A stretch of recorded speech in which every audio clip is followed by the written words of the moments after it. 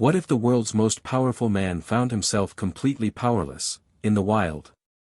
That was the question haunting Elon Musk as his rented off-road truck kicked up a dusty trail across the ancient savannas of Namibia. For once, there was no board meeting to lead, no satellite launch to track, and no timeline to control. Just miles of ochre-colored dirt roads, the roar of the wind against the windows, and a vast, unfamiliar silence that technology couldn't penetrate. Elon wasn't here on business. No cameras, no PR. This was something else. Something instinctive.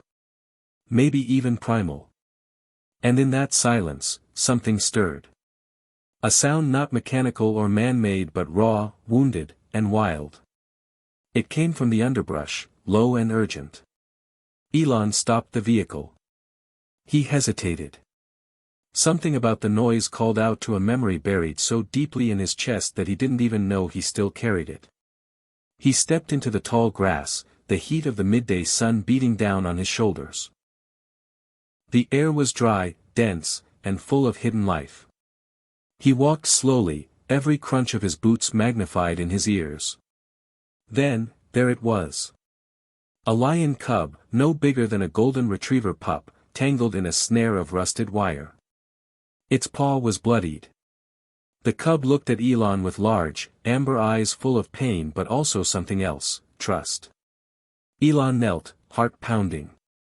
"Easy, buddy," he whispered, his voice catching in his throat. He knew he should call someone. A ranger, a rescue team, anybody. But he didn't. He pulled out a small multi-tool from his belt, something he always carried, even in boardrooms, and slowly began to cut the wire. The cub didn't flinch. Not once. When the trap finally gave way, the cub didn't run. It collapsed into Elon's arms, exhausted. That was when the first roar came. Deep. Thunderous. Close. Elon turned, still crouched, still holding the cub. From behind the rocks emerged not one, but 5 adult lions, massive, graceful, and terrifying. Elon didn't move. The cub stirred slightly in his arms. One of the lions took a step forward. Elon's breath caught. Every part of him screamed to run, but his body wouldn't obey. The lion approached until it was only feet away. Then, something impossible happened. The lion lowered its head and nudged the cub gently, inspecting its injury. Another lion circled Elon, brushing its flank against his shoulder. He was surrounded, but untouched. Not prey. Not threat. Just there. Just part of the moment. A surreal peace settled into the air like gravity had shifted. Elon's mind, the mind that had imagined colonies on Mars, hyperloops beneath cities, and the rise of artificial intelligence, went utterly blank. For once, he had no model to predict this. No data to explain it. No algorithm to decode it. Just instinct. After what felt like an eternity, the lions turned and disappeared back into the brush, leaving Elon stunned and breathless, the cub still resting against his chest. He stood slowly and carried it back to the truck. Elon didn't sleep that night. He made a small bed for the cub in the back of the truck and sat beside it, listening to the stars. Not the sounds of them, of course, but the weight of them, the old kind of silence that comes when nature is watching. He named the cub Ash, something that felt ancient and futuristic at once. Ash. Like the remains of fire. Like the birth of rockets. Like a new beginning out of something destroyed. Elon wasn't supposed to be here. Not really. The trip was a last-minute decision, the result of an anxiety he couldn't explain. His board hadn't questioned it. Maybe they were used to his unpredictable phases. But this wasn't a phase. This felt like fate. The next morning, Elon drove deeper into the reserve, ignoring GPS, cell signal, and the occasional incoming messages from SpaceX and Tesla executives. Ash sat beside him like a co-pilot, occasionally growling softly, head swiveling with alertness. Elon laughed at one point. You'd make a better CEO than most of the guys I know, he muttered. Hours later, he stopped by a small watering hole. Ash hobbled toward it slowly, still recovering. Elon watched him closely. That's when he noticed the eyes again. Not Ash's. Others. Reflections in the trees. More lions. Watching. Always watching. Elon felt no fear this time, only a strange sense of being evaluated. Like they were measuring him against some unknown scale. He stayed with Ash for days. Built a simple camp. Purified water. Foraged with help from local guides who occasionally came by, offering advice, but always leaving quickly, their eyes wide when they saw Ash. They spoke of legends. Of a pride that chose who could walk among them. Of a white cub that once survived alone and returned with a human companion. Elon dismissed it as myth, until one of them showed him a weathered photograph. The man in the photo looked eerily like Elon. A coincidence, he told himself. But deep down, something stirred. A memory of his mother telling him stories about ancient African kings and dream animals that guided chosen souls. He used to believe her. Before the world became hard and numbers took over. But now, with Ash lying beside him and the roar of lions echoing through the night, he wasn't so sure. On the fourth night, Elon dreamed. In the dream, Ash was fully grown, standing on a cliff beneath a blood-red sky. Below him, the earth burned, cities empty, oceans rising, satellites crashing. Elon stood beside him, barefoot and silent. Ash turned to him and said, without words, the future doesn't belong to machines. It belongs to those who remember. Elon woke up sweating. The fire had burned low. Ash was asleep. The stars blinked silently overhead. Elon looked up and whispered, "What am I doing here?" He didn't know. But he wasn't leaving. Not yet. He felt like he was being remade. Like the world had quietly reset around him and no one had noticed except a wounded cub and a pride of lions with ancient eyes. Somewhere out there, the world continued to spin with deadlines and algorithms and quarterly earnings. But here, everything was different. Slower. Heavier. More alive. The kind of alive that doesn't beep or buzz. It breathes. It roars. Elon stood at the edge of the clearing, the night wind tugging at his jacket. Ash stirred behind him. In that moment, he realized he didn't miss the noise. He didn't miss control. He only missed truth. And somehow, that truth was out here, buried in red dirt, amber eyes, and the unblinking silence of the pride. He wasn't sure what would happen next. But he knew this, something had changed. Forever. Hit subscribe and leave a comment with where you're watching from. This story might just spark a new beginning. What's one thing that always pushes you forward, even when things get tough? Before Elon Musk was a name attached to rockets and electric cars, before he commanded rooms with his silence and reshaped industries with his obsessions, he was just a boy, a quiet, pale boy growing up in Pretoria, South Africa, with too many thoughts and not enough places to put them. His mind ran at a pace the world couldn't match, filled with questions about galaxies, machines, and invisible connections between things no one else saw. He would lie awake at night in his small room with peeling posters of Mars and Saturn above his bed, listening to the cries of the wild dogs in the distance, pretending they were alien voices calling him home. Home never felt like home. Not really. His father, Errol, was a man carved from hard rock, sharp, cold, and unbending. He ran the household like a silent military campaign, speaking only when necessary and always in absolutes. Elon feared him and admired him in the same breath. His mother, May, was the opposite, bright, dazzling, and full of dreams. She was a model, a nutritionist, a woman of elegance and effort, who smiled with the weariness of someone who had survived more than she ever spoke aloud. Elon loved her fiercely, her strength like a secret lighthouse in a sea of chaos. His siblings, Kimball and Tosca, offered some refuge, but they didn't speak his language, not really. They laughed when he brought home computers salvaged from junkyards or when he stayed up for nights reading about Nikola Tesla and Isaac Asimov. School was a battlefield. Elon was small for his age, socially awkward, and always drifting off mid-conversation. The other boys saw him as a target. He was shoved into lockers, punched in the gut, once even thrown down a flight of stairs so hard he blacked out and had to be hospitalized. He told no one. Not because he was brave but because he was used to pain.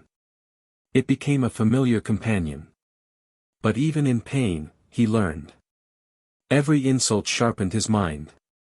Every bruise made him more resilient. He started coding at age 10. By 12, he had sold a video game he built from scratch. Not to show off. Just to see if he could. The money didn't matter. The challenge did. That's what people never understood about Elon. He didn't do things for attention. He did them to quiet the voice in his head that said, "What if you don't try?"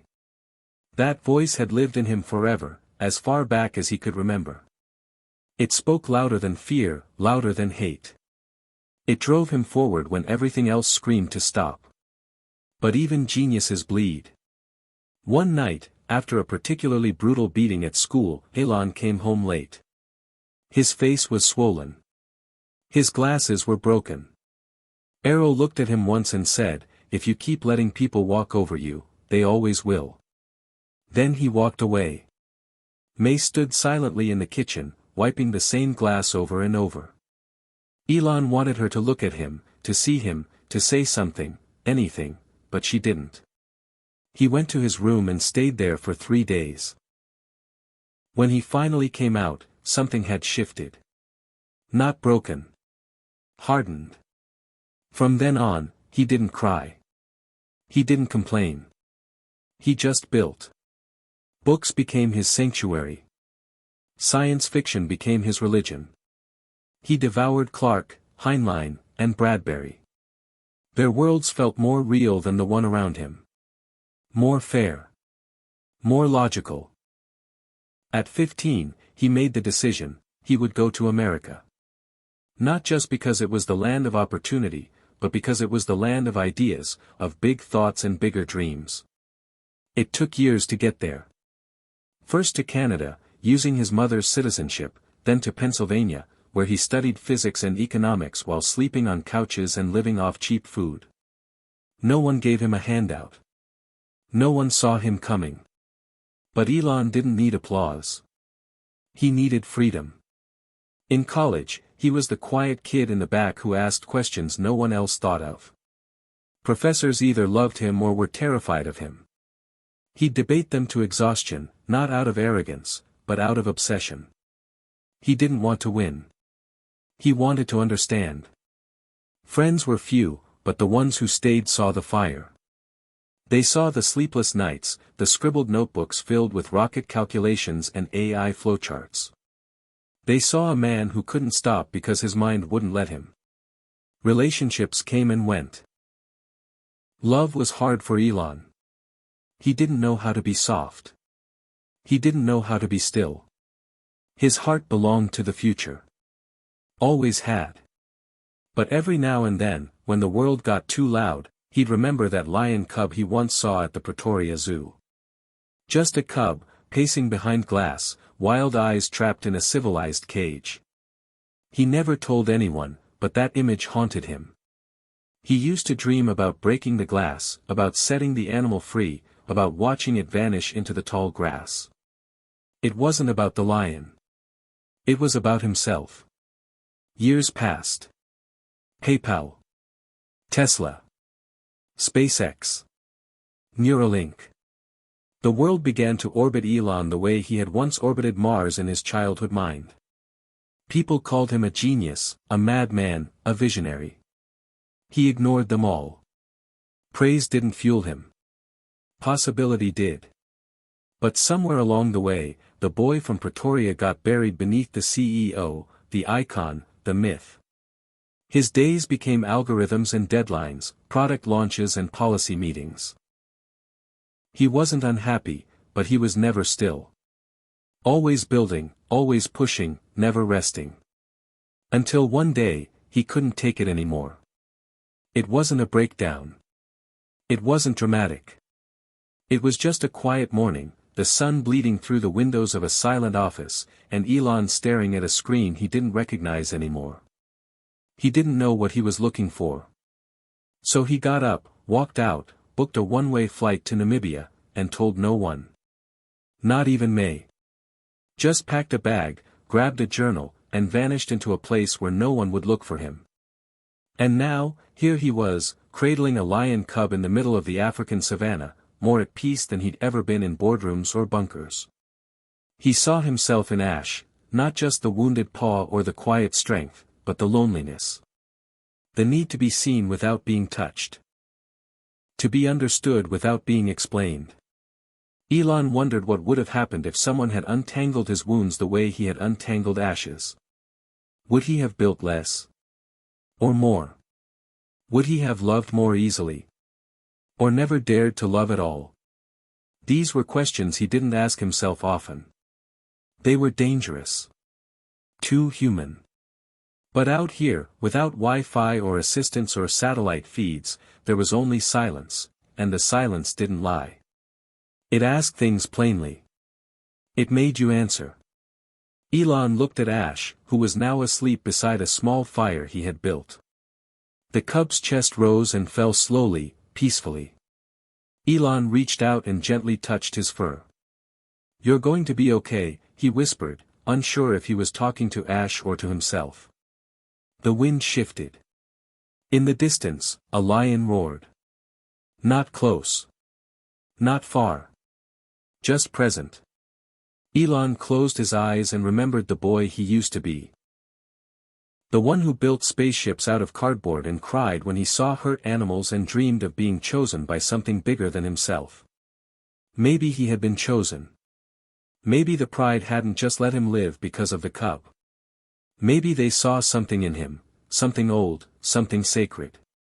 Or maybe he was just a man tired of running, finally sitting still long enough to be found. Either way, he wasn't leaving. Not yet. Ash's wound was healing faster than Elon expected, but what lingered wasn't just physical. The cub watched him differently now, like it understood more than a wild animal should. There was intelligence in its gaze, not the kind Elon recognized from labs or algorithms, but something older, wilder, deeper. Each morning, Ash would limp to the edge of their clearing and stare into the trees for long minutes, silent and alert. Elon followed his gaze but never saw anything. Still, he felt it too, that sense of being watched, measured, known. In his world, intelligence had rules. Neural networks followed logic. Machines improved with data. But Ash defied that. There was no algorithm to explain the way he seemed to understand Elon's every move, every mood, even every word spoken aloud in thought. Elon had seen eyes like Ash's before, once. In the mirror. Back when he was 16, living alone in Canada for the first time, uncertain if he'd survive the cold or the loneliness, and staring into his reflection wondering if he was already broken. It was the same look. Not hopelessness. Not despair. Just distance. A soul halfway between being found and giving up. Elon started talking to Ash more, not just because he was lonely, but because Ash responded. Not with sounds, but with presence. He'd tilt his head at the right moments, blink slowly when Elon asked something soft, or pace when Elon got tense. It was eerie. It was comforting. It was real. On the 6th day in the reserve, Elon decided to explore further out. Ash followed without hesitation. They trekked through dry riverbeds, over sun-baked ridges, and into valleys carpeted with tall, whispering grass. At one point, Elon stopped and turned to face the open plain. "You think I'm crazy?" he asked Ash, who stood beside him like a guardian. Ash didn't respond, of course, but the way he looked up at Elon, with those deep amber eyes, made the question seem smaller than it had a moment ago. They kept walking until the sun reached its peak and sweat soaked through Elon's shirt. That's when he saw it. A fresh animal trail, wide and curved, cutting through the savanna like a scar. The tracks weren't just lion-sized. They were too even, too straight. He followed them, pushing back tall grass until he stumbled upon something he didn't expect, another trap. This one hadn't been sprung yet. It was laid clean, sharp steel teeth, buried slightly beneath a scatter of loose dirt. Beside it, a tuft of lion fur, white, fine, unmistakable. Elon froze. Poachers. They weren't just legends told by passing guides. They were here. Close. Watching. Ash growled low in his throat. Elon crouched and examined the trap. It was modern, brutal, cruel. Efficient, in that detached, inhuman way that always made Elon sick. He disabled it carefully, fingers trembling not with fear, but rage. He had seen what technology could do. It could send men to the moon or rip apart nature without blinking. This wasn't innovation. This was murder disguised as sport. As he stood, Elon caught a flicker of movement in the distance. A flash of color, fabric. Someone watching him from the trees. By the time he turned fully, the figure was gone. Ash stared at the same spot for a long time after, ears twitching. They didn't speak on the way back. Elon felt a shift in the air now. This wasn't just a vacation anymore. It wasn't even a journey. It was a battleground. Something sacred was being hunted, and somehow, Elon had wandered into the middle of it. That night, he couldn't sleep. He lay awake beside the fire, Ash curled at his side like a breathing statue. Above, the stars glittered with quiet indifference. Elon thought of satellites, of constellations, of machines orbiting endlessly while down here, the primal still ruled. In the firelight, he saw it again, those eyes. Not Ash's this time. The lion's. The one that had approached him the day he found Ash. They hadn't been wild, not in the way most would think. They'd been knowing. Measured. The lion had assessed him the way Elon assessed code, design, launch sequences. That look haunted him now. Not because it scared him. Because it reminded him.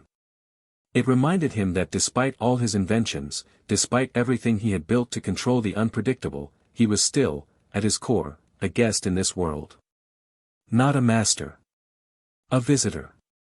A boy with broken glasses and big dreams, still trying to prove he mattered. The next morning, Elon woke to find Ash gone. Panic hit hard and fast. He called out, ran through the grass, heart pounding in his chest like a war drum. Images raced through his mind, poachers, blood, traps. Then he saw movement on a ridge. Ash. Standing still, tail low, body tense. Elon climbed toward him, and as he crested the ridge, his breath caught. Below them, the pride was back. 6 lions, spread across the field like kings without a court. And they were looking up, at him. Ash walked slowly toward them. Elon didn't stop him. He knew this moment had to happen. The cub paused halfway, looking back once at Elon. Their eyes locked. That look. The lion's eyes again. But this time, from Ash. As if asking, will you let me go? Elon nodded. Ash reached the pride. They sniffed him, licked his wounds, nuzzled his side. There was no hostility. Only welcome. A reunion. Elon stood motionless, or rolling through him like thunder. The largest lion, the one who had first approached him, looked up at Elon once more. This time, the message was clear. You may walk here. For now. Then, as quietly as they had arrived, the lions turned and vanished into the tall grass, Ash in the middle, like a star being reclaimed by its constellation. Elon walked back to camp alone, silence thick around him. He felt hollow and full at once. He knew Ash would return. Or maybe he wouldn't. Either way, something was different now. The bond wasn't broken. It was simply expanded. That evening, Elon sat by the fire with a stick in his hand, drawing equations in the dirt. Not for rockets. Not for Mars. Just lines, arcs, loops. The way a lion's paw moved. The curve of a snare. The math of nature. He wasn't trying to solve anything. He was trying to listen. Days passed. Ash returned, always at dusk, always alone. Each time, a little stronger. A little braver. Elon noticed his posture changing. His steps were confident now, eyes sharper. He was growing. Becoming. Elon documented everything. Not just for science. For understanding.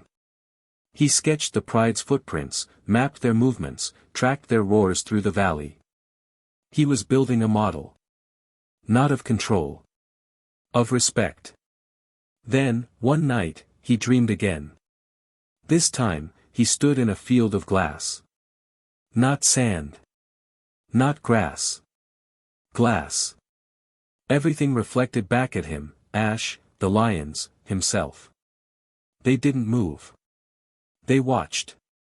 He heard his own voice speaking, but it wasn't coming from him. It came from the sky.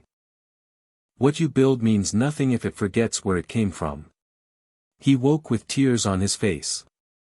Real tears. Not from fear. From memory.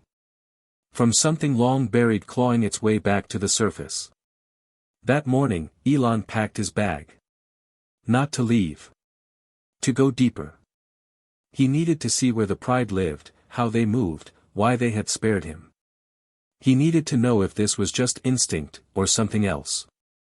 He marked the path, turned on a small solar beacon, and disappeared into the brush. Ash didn't follow this time. He watched from the edge of the trees, calm, like he already knew the answer. Elon didn't look back. He couldn't. Not now. Not when he was this close. As he walked, he thought of the eyes again, those ancient, golden eyes that had looked at him not like prey, not like predator, but like a mirror. And for the first time in years, Elon Musk didn't feel like a genius, or a billionaire, or an innovator. He felt like a student.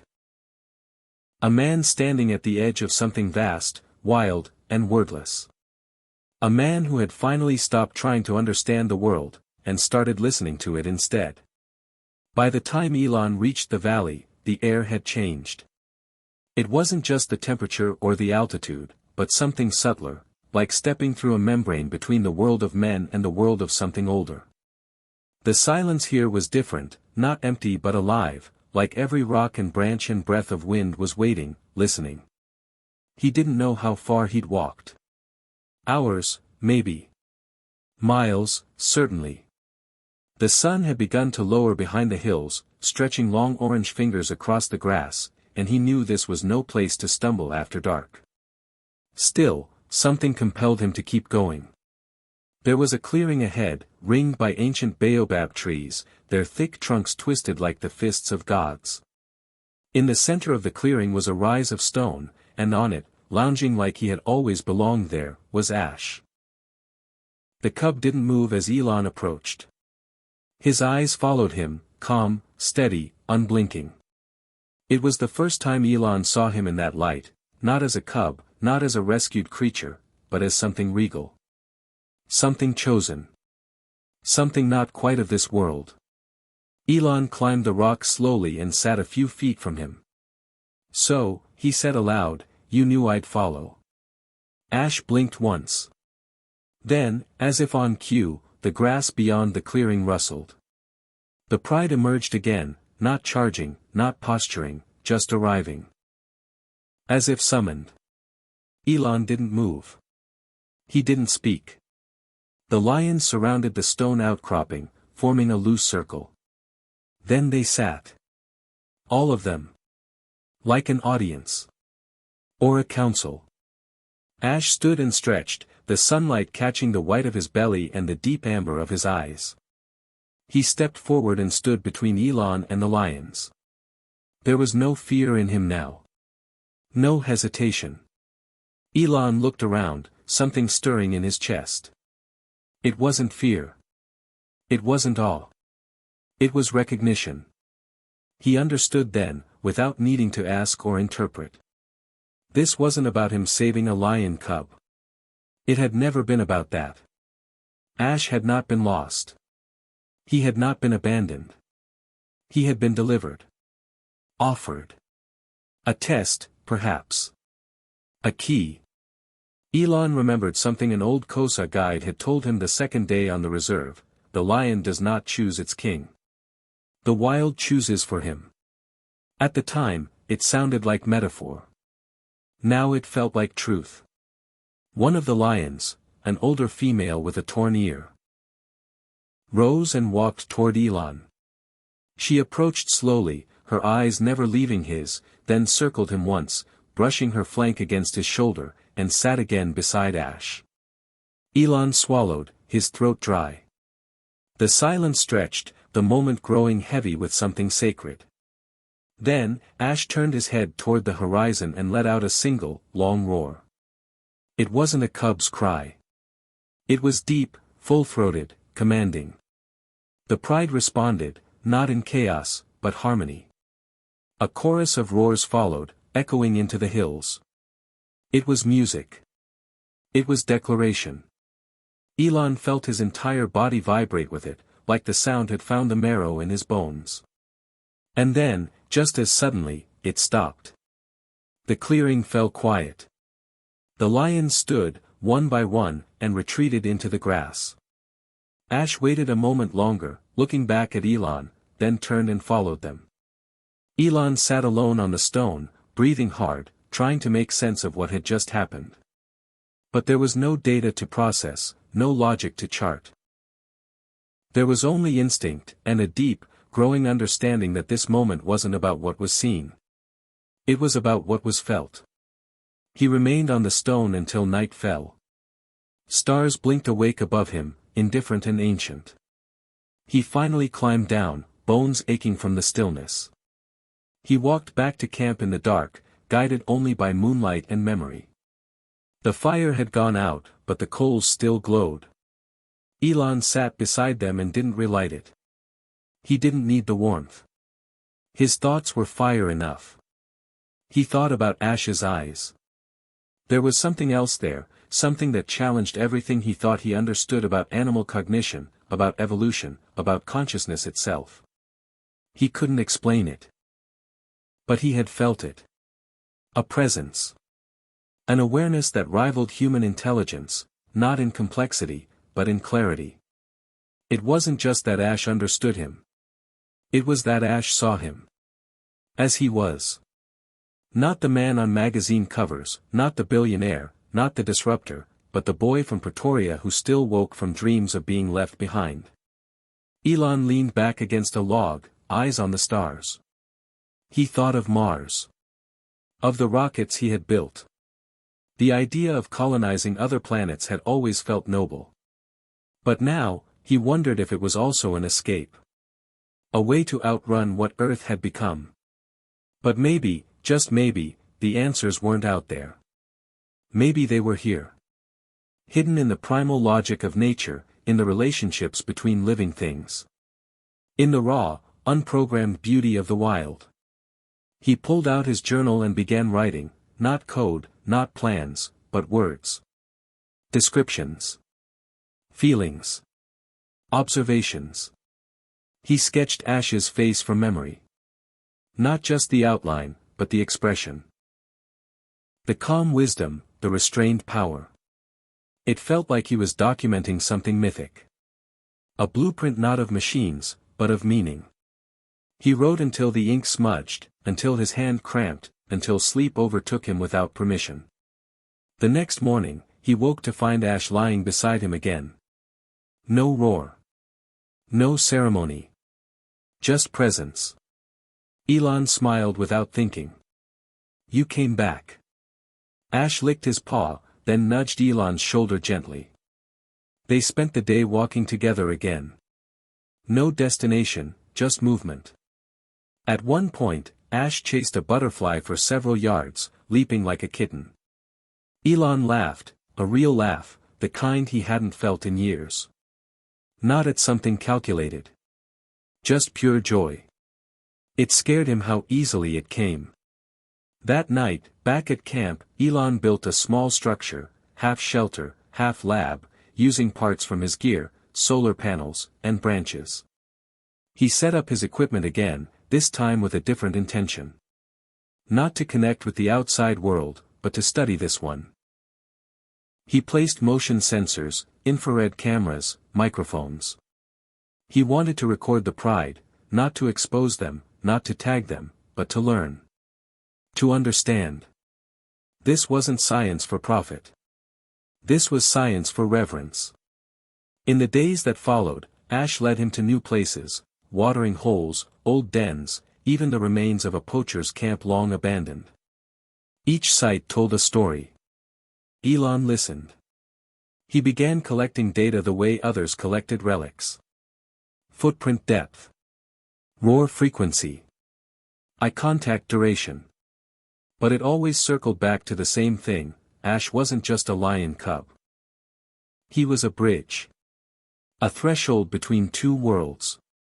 Human and wild. Rational and instinctive. Past and future. Elon began speaking into a voice recorder at night. Not for the public. For himself. If this is intelligence, he said one evening, then it's not just in brains or bytes. It's in behavior. In presence. In stillness. In knowing when not to act. He paused, then added, Ash might not be like us. But maybe that's the point. Maybe we shouldn't be trying to make machines more human. Maybe we should be trying to make humans more like Ash. He stared into the darkness after that. The wind carried sounds through the valley, crickets, birds, distant thunder. Elon realized he wasn't afraid of being alone anymore. He wasn't even trying to solve the feeling. He was just feeling it. For the first time in a long time, that was enough. Then, one morning, he heard a noise he hadn't heard in over 2 weeks, a mechanical hum. A drone. It buzzed overhead, scanning the area, then zipped away before he could reach it. Elon's stomach dropped. Someone knew where he was. Someone had found him. He looked at Ash, who had heard it too. The cub was tense, eyes narrow. Elon understood immediately, the wild had let him in. But the world he had left was trying to pull him back. He had to decide soon. This peace wouldn't last. Not if others came. Not if cameras followed. He had a choice to make. But not yet. For now, he would stay. Because Ash wasn't just a cub. He was a lesson. A message. A challenge to remember what mattered before it was engineered out of existence. The drone didn't return, but the sound of it stayed with Elon for days like an echo he couldn't shake. It was the hum of intrusion, the digital mosquito that reminded him of the world he had left behind. He didn't tell anyone where he was going when he disappeared. No team. No press.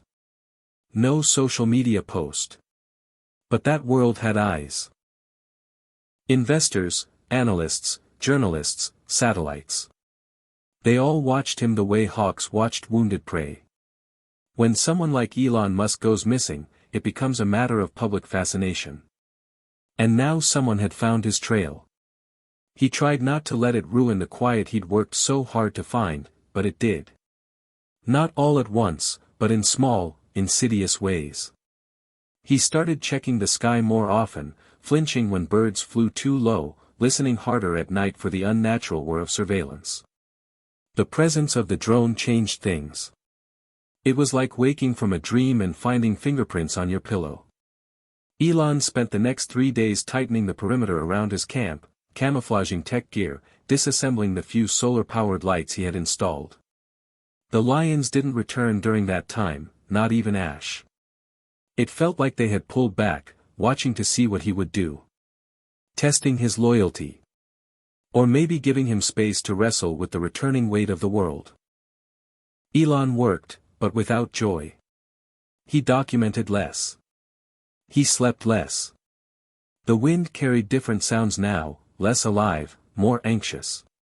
It wasn't until the fourth day that the stillness broke again, and it came not with roars or rustles but with footsteps. Human ones. Elon heard them before he saw him. A slow, deliberate tread, crunching dry twigs and brittle grass. He stood still by the fire pit, waiting. The figure emerged through the brush like a ghost.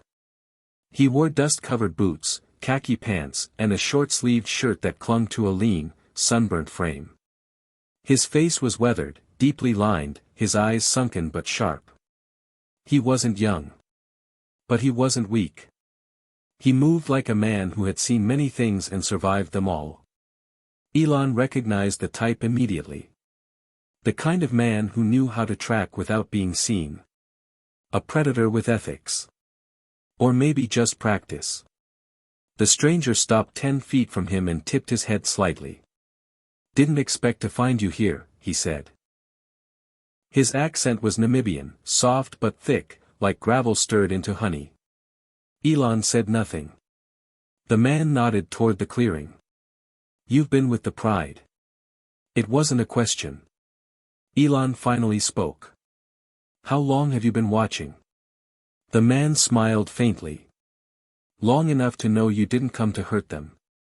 But not long enough to understand why you're here." Elon narrowed his eyes. "Who are you?" "They call me Kuz," the man said. "I used to run patrols through Irindi. Anti-poaching unit. But these days I just keep an eye on things." He stepped forward slowly, measuring Elon's reaction. "You found Ash." Elon blinked. "You know about the cub?" "Of course I do. He's not just any cub. He's the last of his line." Kuz's voice dropped lower. "His mother was killed 2 seasons ago. Trap. Jaw shattered. Took her 2 days to die.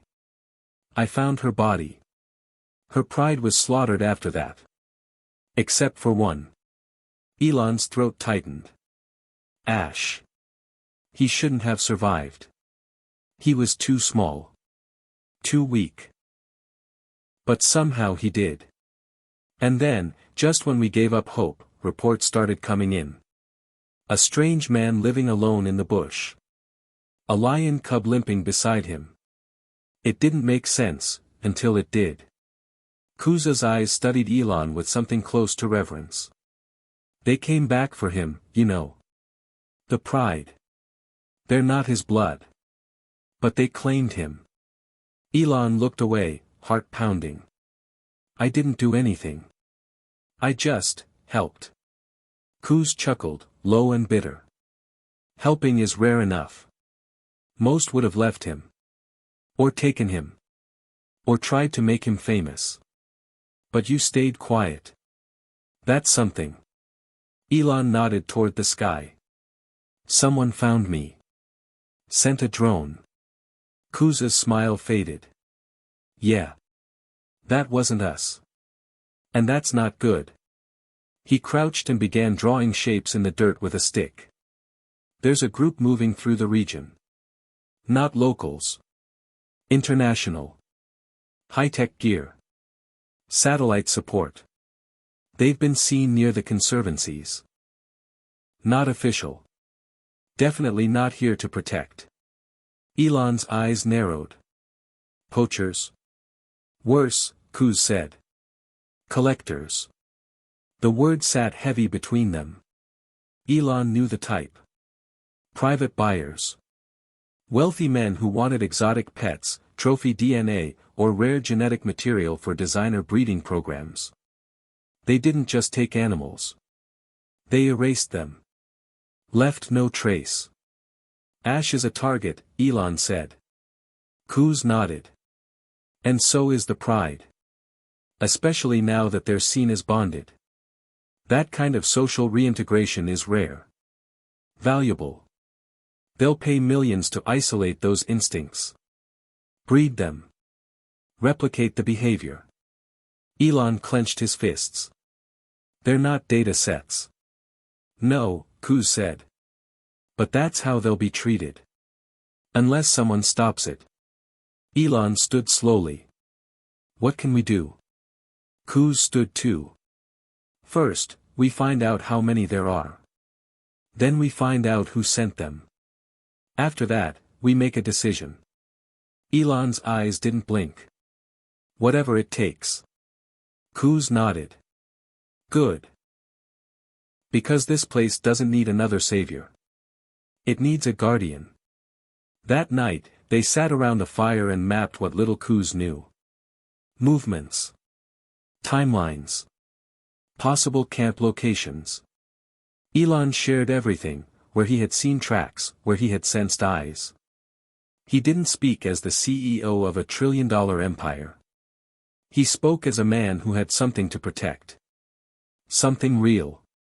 Just before dawn, as the sky bled silver, Ash returned. This time, he didn't come alone. The Pride followed, silent as shadows, their bodies low to the ground, eyes wary. They stopped at the edge of the clearing. Elon stood.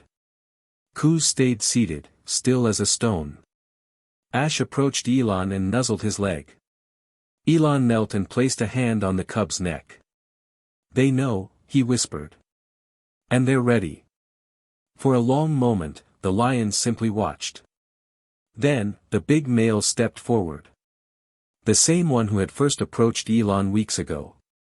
He looked at Kuz, then at Elon. Then he roared. Not in challenge.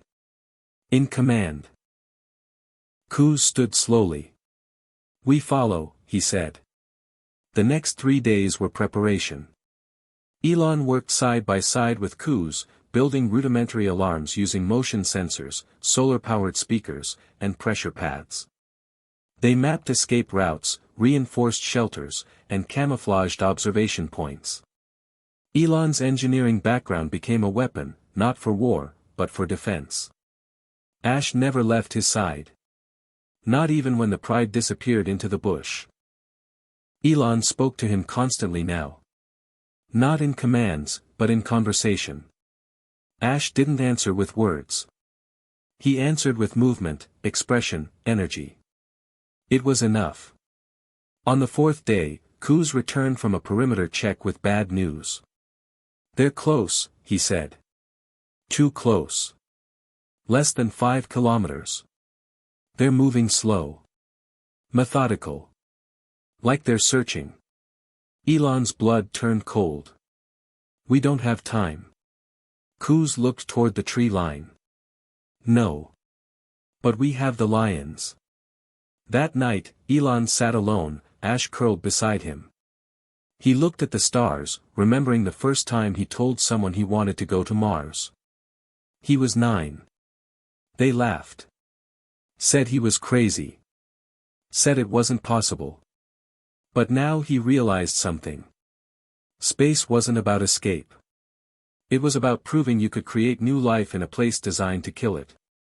And this fight to protect a pride of lions in the Namibian bush, was the same. A different planet. A different mission. But the same heart. He leaned close to Ash. No one's taking you, he whispered. Not while I'm still breathing. Ash blinked slowly, then rested his head on Elon's knee. The fire crackled softly. But beyond it, in the dark, something stirred. The next day, everything would change. The sun hadn't risen yet, but Elon was already awake. He hadn't really slept. Neither had Ash. They both felt it, the way the wind moved differently, how the silence in the bush had gone too still, how every insect seemed to pause and wait. Kuz was already on the ridge, scanning the horizon with binoculars. Elon joined him, shielding his eyes from the early light. Kuz didn't speak for a while. Then he said quietly, "They're here." Elon followed his line of sight. Below, moving in slow, deliberate formation, were three figures in gray tactical gear. Their movements were methodical, sweeping left to right, scanning the ground with handheld devices. Not trackers. Not rangers. Professionals. Elon could see their boots sinking lightly into the grass, each step falling in perfect sync.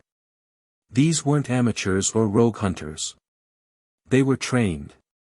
Military? Elon asked. Kuz shook his head. Private contractors. The kind with no patch, no name, and no laws. They're not here to poach. They're here to extract. Ash? The pride, Kuz said. All of them. Elon's mind raced. They don't just want the animals. They want the behavior. The connection. They want to replicate it, study it, monetize it, dissect it. Kuz's mouth pressed into a tight line. We have to lead them away from the lions. How? With you, Kuz said, turning to Elon. You're the story they came for. They think if you're here, you're studying something important. They'll follow you. Because if they get to Ash without you, it's over. Elon stared back down at the valley.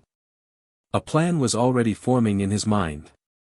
Not a launch sequence. Not a prototype. A decoy. A diversion. We'll need to split up, he said. I'll draw them to the south. You keep the pride hidden in the gorge. Kuz nodded. And if they don't take the bait? Elon looked back toward the camp. Then we fight. Ash met them at the bottom of the ridge. He looked between the two men, then past them, toward the figures in the distance. He didn't growl. He didn't back away. He just stood still, as if waiting for orders. Elon knelt beside him. I need you to stay with Kuz, he said, voice low. Take care of the others. I'll be back. Ash blinked. Then, slowly, he turned and padded toward the brush where the pride had hidden overnight. Kuz followed. Elon took a deep breath. Then he ran. He cut across the open valley, keeping low, leaving clear tracks in the dust. His boots smashed down on dry grass, his breath coming fast. He didn't look back. He didn't have to. He knew they'd see him. Knew they'd follow. He made it 2 kilometers before he heard the first engine. A low, mechanical growl rolled over the hills. Not a drone, an ATV. Elon ducked into a ravine, splashed through a narrow streambed, then doubled back, laying false trails. He climbed a slope, then burst into a clearing, heart hammering. The sound grew louder. Tires skidded across rock. Then, silence. He crouched behind a rock, panting. A voice called out, Mr. Musk. Calm. Measured. Male. We don't want to hurt you. We just want the cub. Elon stood slowly. A man in dark gray tactical armor stepped from the trees, visor up, eyes cold. Ash isn't yours, Elon said. The man tilted his head. He belongs to the company that paid for this mission. You've interfered long enough. That cub has a pride. He's not a specimen. He's not a machine. He's alive.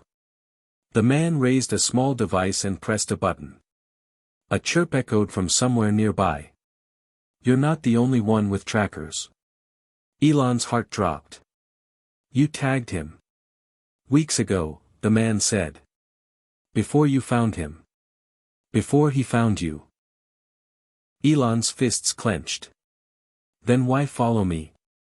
Because he changed after you. The data shifted. His behavior adapted. You altered the pattern. That's what we're really here for. He stepped closer. What did you do to him? Elon stared. I didn't do anything. I just listened. The man lifted his comms and spoke into it. Team A, move north. The subject is in the canyon. Static crackled. Then a reply, copy that. Moving. Elon lunged. He tackled the man, slamming him to the ground, grabbing the comm device and smashing it against a rock. The man shouted, rolled, kicked him off. Elon hit the dirt hard, gasping. The mercenary stood, drew a baton, and swung. Elon ducked, grabbed a handful of dust, and threw it in the man's face. He staggered. Elon ran. Blood in his mouth, legs screaming. He had to reach the canyon. Had to warn Kuz. Had to get Ash out. Behind him, gunfire cracked the air. Not aimed. Warning shots. For now. Elon burst through the trees at the edge of the gorge. He skidded down the slope, breath ragged. Kuz stood at the bottom, rifle slung, Ash and the Pride behind him, tense and alert. They tagged him. Elon shouted. They know where he is. Kuz cursed under his breath. We need to get the collar off. Collar? Small. Hidden under the fur. A subdermal tracker. Kuz moved quickly, kneeling beside Ash, feeling under the cub's neck. Elon helped, steadying Ash's head, whispering to keep him calm. Kuz found the bump. Hold him. He pulled out a thin blade, sterilized it with alcohol, then made a tiny incision. Ash whimpered but didn't flinch. Kuz dug carefully, then pulled out a sliver of metal no larger than a pill. He crushed it under his boot. They'll think he's dead, he said. It might buy us time. The Pride began to growl. Low. Unified. Kuz looked up. They're coming. Elon turned. 3 figures emerged on the ridge, rifles raised. They moved like machines. Precise, unhurried. The lions spread out, flanking Kuz and Elon. The biggest female bared her teeth. Ash stepped forward, growling. Don't fire, Kuz said. Not unless they shoot first. The lead merc raised a hand. We just want the cub. Elon stepped between them. You can't have him. The man smiled. You think this is about you? You're just a variable. We'll take the Pride. We'll isolate the behavior. We'll make better ones. Elon's voice was steady. You can't engineer what you don't understand. We don't need to understand it. We just need to own it. That's when Ash roared. Loud. Fierce. Not a cub's cry. A leader's. A signal. The Pride surged forward, not to attack, but to surround Elon and Kuz. A living wall. The mercenaries hesitated. Their weapons were raised, but they didn't fire. Their target was shielded by instinct they couldn't replicate, by loyalty they couldn't purchase. One of them flinched. The lions growled louder. The standoff cracked. The mercs backed away slowly. This isn't over, the leader said. You're right, Elon replied. It's just beginning. The men disappeared into the trees. Kuz exhaled. They'll be back. With more. Elon looked down at Ash. Then we make this place unwelcoming. You mean, we tell the world, Elon said. The truth. The story. The bond. We take away the shadow they hide in. We make Ash too visible to steal. Kuz raised an eyebrow.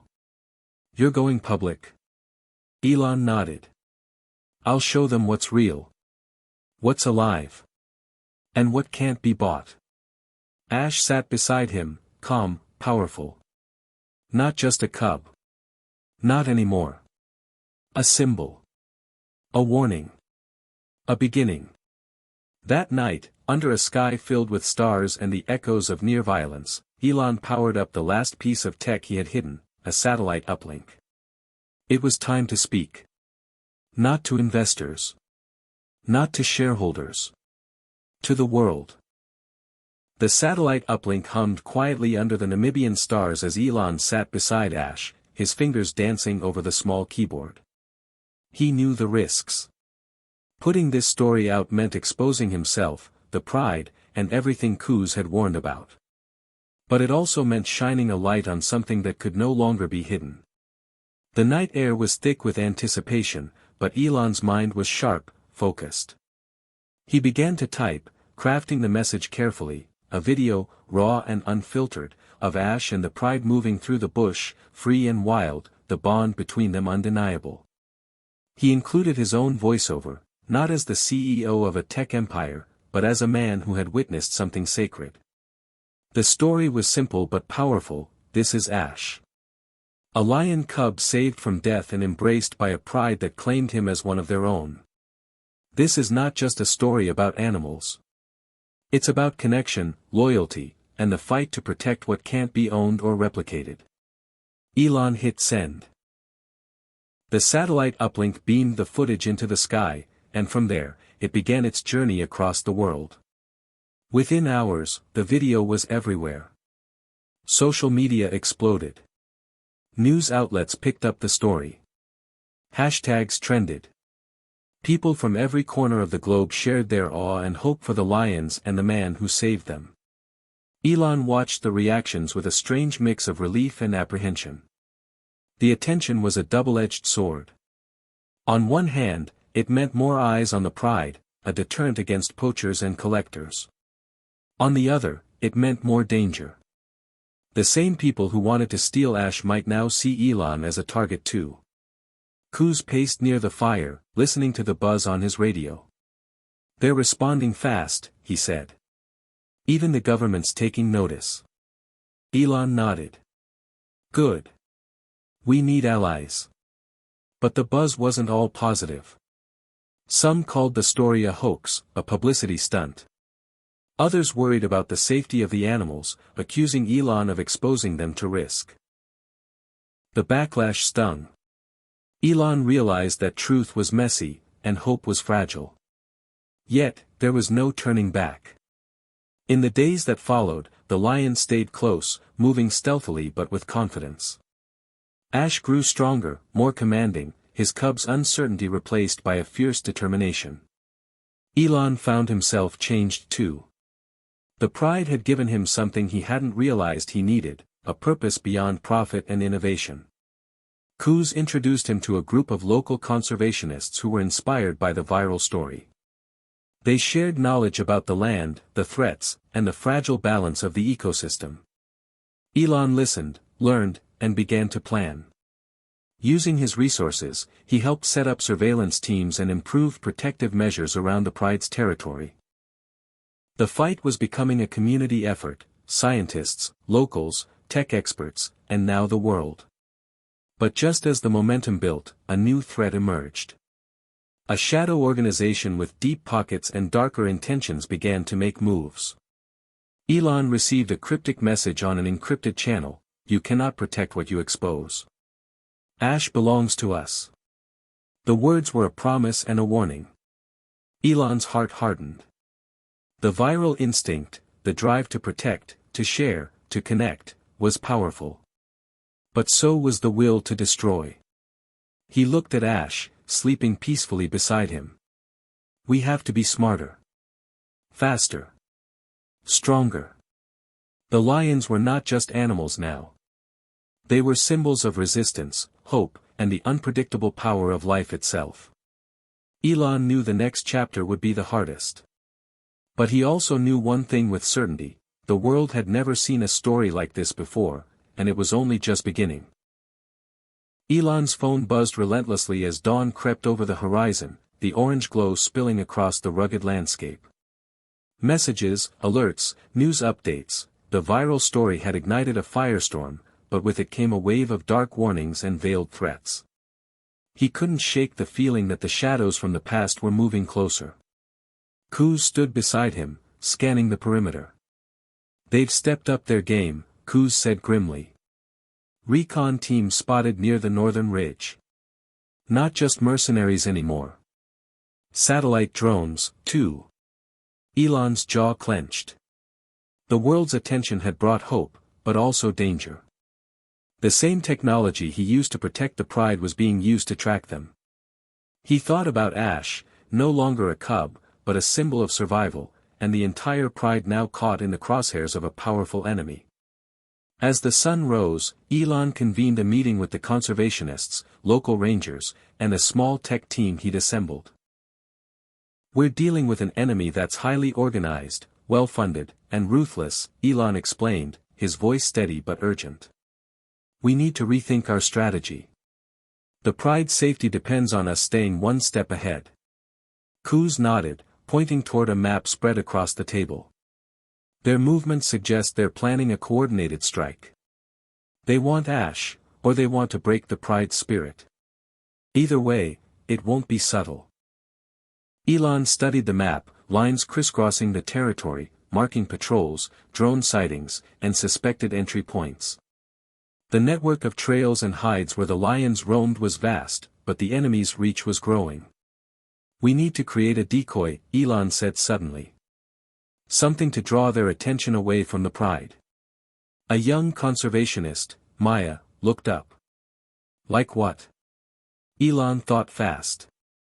"Ash himself, but staged differently. If we can fake his presence somewhere else, maybe we can buy the pride time to move deeper into the wilderness." It was risky. Ash's survival depended on remaining unseen, and any misstep could endanger him further. But they had no choice. Over the next days, the team worked tirelessly. They set up remote cameras, sound devices, and even sent markers to simulate Ash's presence in a false location miles away from the real pride. Meanwhile, Elon and Kuz led Ash and the lions quietly through dense thickets and rocky outcrops, always alert to signs of the enemy. The tension was palpable. Every rustle, every distant sound made the hair on Elon's neck stand on end. The once peaceful savanna now felt like a battlefield. One evening, as the sun dipped behind the horizon, Kuz spotted a faint glow in the distance, the flash of a drone's light. They ducked into cover. Elon's heart pounded. "They're closer than we thought." The nights became restless. Ash paced near Elon's campfire, eyes sharp and aware, his growls low and protective. Elon found himself watching the cub, now growing into a lion, not just as a symbol, but as a living, breathing force of nature. One night, as the team gathered around the fire, Elon shared what he'd learned from deep within his network. "The group after us has ties to global corporations, biotech firms, private security contractors. All looking to exploit the lions for profit, for data, for control. They see Ash and the pride as the next frontier in synthetic biology." Maya shuddered. "They want to weaponize the lion's behavior." "Exactly," Elon said. "We're fighting not just for survival, but for the soul of the wild." The next day, Elon received a message from an unknown source: "You can't hide. We're already inside." The word sent a chill down his spine. That night, the camp was attacked. Not with guns, but with sabotage. Cameras were destroyed, supplies stolen, and the uplink sabotaged. Panic surged through the group. Elon and Kuz worked quickly to salvage what they could. "They're trying to isolate us," Kuz said. "Cut off our connection to the world." Elon nodded. "Then we make sure they regret it." They set traps, built false trails, and used every bit of tech and wilderness knowledge to outsmart the invaders. Ash led the pride with a new fierceness, their roars echoing across the hills. A warning and a challenge. Days later, the decoy worked. Enemy forces moved toward the false location, leaving the real pride safe, for now. But Elon knew this was only a temporary victory. The shadows were closing in faster than anyone realized. As he stood at the edge of a cliff, watching the sun set over the vast, untamed land, Elon whispered to himself, "This isn't just about lions. It's about protecting what we love, no matter the cost." Behind him, the pride gathered, united and unbroken. The battle for Ash, for the wild, for the future, had only just begun. Elon moved silently through the thick brush, every sense sharpened to its limit. The air was heavy with tension, charged by the knowledge that their enemies were closing in, relentless and unseen. Kuz followed close behind, eyes scanning every shadow, muscles coiled like springs ready to react. The pride was scattered, hidden deep within a maze of rocky outcrops and thorny acacia trees, but Elon knew they couldn't stay hidden forever. The mercenaries were patient hunters, calculating, methodical, and well-equipped with technology designed to track even the faintest signs of life. Ash, now almost fully grown, stalked nearby, his golden eyes glowing with fierce intelligence. He was no longer just a cub needing protection, he had become the heart of the pride, their beacon of hope and strength. Elon felt a strange kinship with the lion, both fighting against odds that seemed designed to crush them. Every crackling twig, every rustle of grass, made Elon's pulse quicken. They had to stay invisible, but more than that, they had to outthink their hunters. Kuz crouched beside Elon, whispering, "They're moving east. Using thermal drones. We need to move before they close the circle." Elon nodded. They shifted direction, weaving through the dense underbrush, avoiding open clearings where the drone's infrared sensors could catch their heat signatures. The land around them was rugged, filled with hidden valleys and sudden drops. It was harsh terrain, but it worked in their favor. Hours passed, the sun rising higher and beating down relentlessly. The team rested briefly in a shaded hollow, their movements quiet and deliberate. Elon checked his makeshift communication device, a jury-rigged system that could send bursts of encrypted signals when needed but was otherwise silent. No response.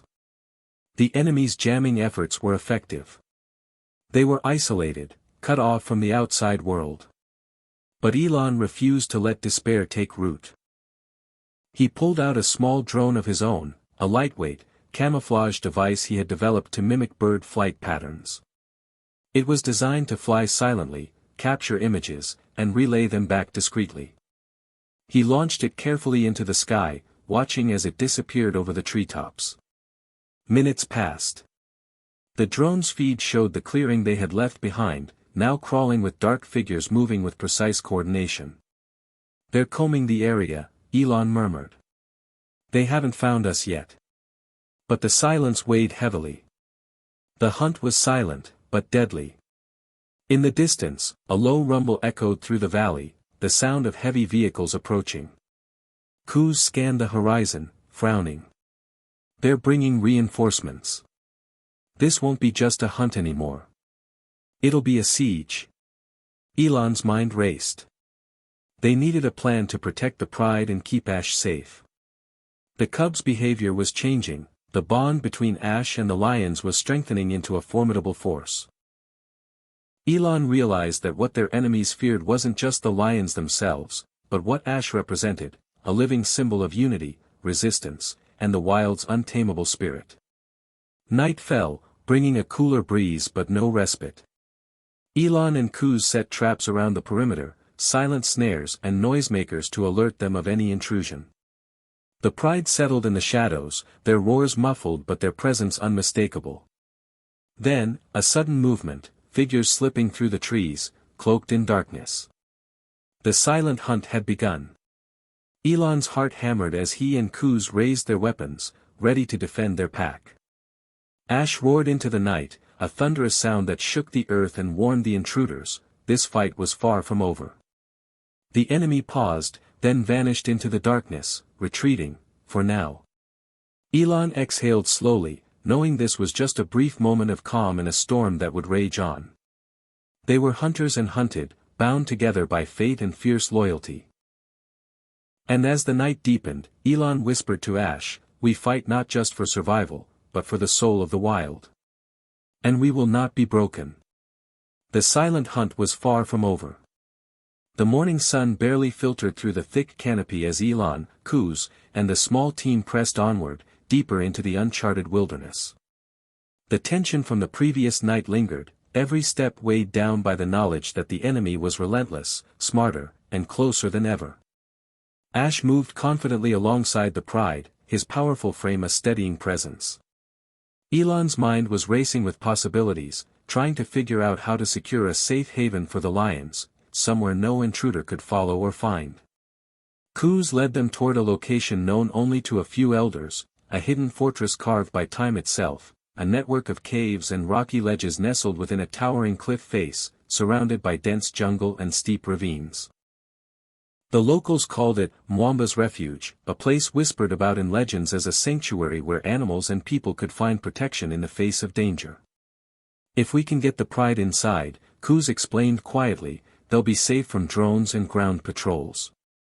The terrain is impossible for machines or vehicles to reach. Elon's breath caught as they approached the jagged cliffs. The entrance to the caves was narrow, almost invisible behind a curtain of vines and moss. He imagined the lions slipping silently through the shadowed passageways, protected by the fortress's natural walls. But getting there wouldn't be easy. The enemy had increased their patrols, their drones scanning the area relentlessly. Elon's tech team worked feverishly to intercept the signals and jam their movements, but every hour, the net tightened. They moved cautiously, communicating only in whispers and hand signals, their senses alert to the faintest signs of danger. As they neared the cave entrance, a sudden rustle in the underbrush sent them scrambling for cover. A patrol of armed men passed, their boots heavy on the earth, voices low but full of menace. Elon's heart pounded in his chest. One wrong move, and everything could be lost. The team waited, breath held, until the patrol vanished into the distance. Then, with deliberate steps, they slipped into the cool darkness of the caves. Inside, the air was damp and thick, the walls slick with moisture. Yet it was a fortress in every sense, labyrinthine tunnels opening into large caverns, pools of fresh water, and high ledges where the lions could rest safely above the ground. Ash moved like a shadow, blending with the pride as they explored the sanctuary. Elon felt a rare sense of relief wash over him. Here, in this ancient refuge, they might finally find a chance to breathe, to regroup, to plan their next move. But safety came with its own challenges. The caves were remote and isolated. Supplies were limited, and the team had to adapt quickly to the harsh conditions. Elon organized shifts to scout for food and water, while Kuz set traps outside the caves to warn of approaching danger. Nights in the refuge were tense but peaceful. The lions curled together, their warm bodies a testament to the strength of their bond. Elon often found himself watching Ash, marveling at the transformation from a vulnerable cub to a fierce leader. Yet, even in this sanctuary, the threat was never far away. One morning, Elon awoke to the distant hum of engines and the sharp crackle of radios. Enemy forces were encircling the cliff, closing in like vultures waiting for the moment to strike. Panic threatened to overwhelm him, but Kuz's steady voice cut through the fear. "We hold our ground. The caves are our shield." Elon nodded, setting to work fortifying the entrance with rockfalls and hidden barriers. The team positioned themselves at strategic points, ready to defend the fortress at all costs. Hours stretched into a grueling test of endurance. The enemy launched drones to scout and harass, but the fortress's high ledges and winding tunnels made aerial attacks ineffective. Ground forces attempted to scale the cliffs but were thwarted by the rough terrain and sudden traps set by Kuz and the team. Ash and the Pride roared defiantly, their fierce sounds echoing like thunder across the valley, a primal warning that this was their home, and they would not be driven out. As night fell, the attackers retreated, frustrated and battered. Elon allowed himself a moment of exhaustion and hope. The hidden fortress had held, for now. But the battle was far from over. Elon knew that the real fight was just beginning, protecting this sanctuary, this family, from a world that wanted to exploit and destroy. He looked at Ash, standing tall on a rocky ledge, eyes glowing with determination. "We've found our refuge," Elon whispered, "but we can't stay hidden forever. We have to be ready for whatever comes next." Outside the caves, the wind howled, carrying the distant sounds of a world at war with itself. Inside, the Pride was safe, united, and stronger than ever. And Elon felt a fierce resolve harden inside him. This hidden fortress was not just a shelter, it was the front line of a war for the wild's future. Elon sat quietly near the cave entrance, watching the first light of dawn seep through the trees, casting long shadows over the rugged cliffs. The air was still, but the tension remained thick.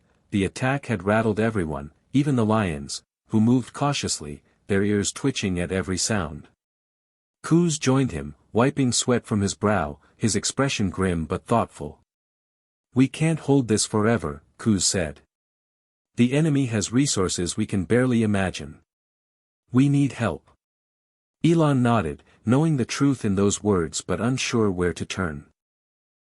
Suddenly, the bushes rustled, and both men tensed, ready for an attack, but out stepped a tall figure, a woman with sharp eyes and a calm presence. She introduced herself as Dr. Rachel Miles, a wildlife biologist and activist who had been tracking the same shadowy forces for years.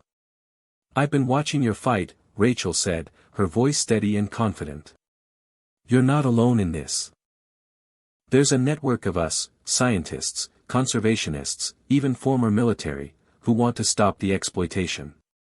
Elon felt a spark of hope flicker. Rachel brought news of underground efforts to expose illegal wildlife trafficking rings and corrupt corporations funding poaching and genetic experiments. "We have the means to fight back," she said. "But we need to combine technology, local knowledge, and international pressure." Over the following days, Rachel integrated with the team, sharing her expertise and contacts. Using Elon's tech and her connections, they began to coordinate a larger resistance, one that extended beyond the caves and the savannah. The Pride sensed the change too. Ash, emboldened by the presence of this new ally, prowled with renewed confidence.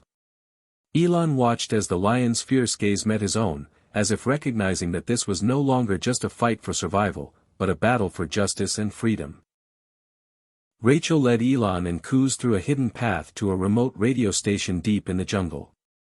There, they sent encrypted messages to allies worldwide, calling for support and spreading their story beyond social media, to governments, NGOs, and journalists.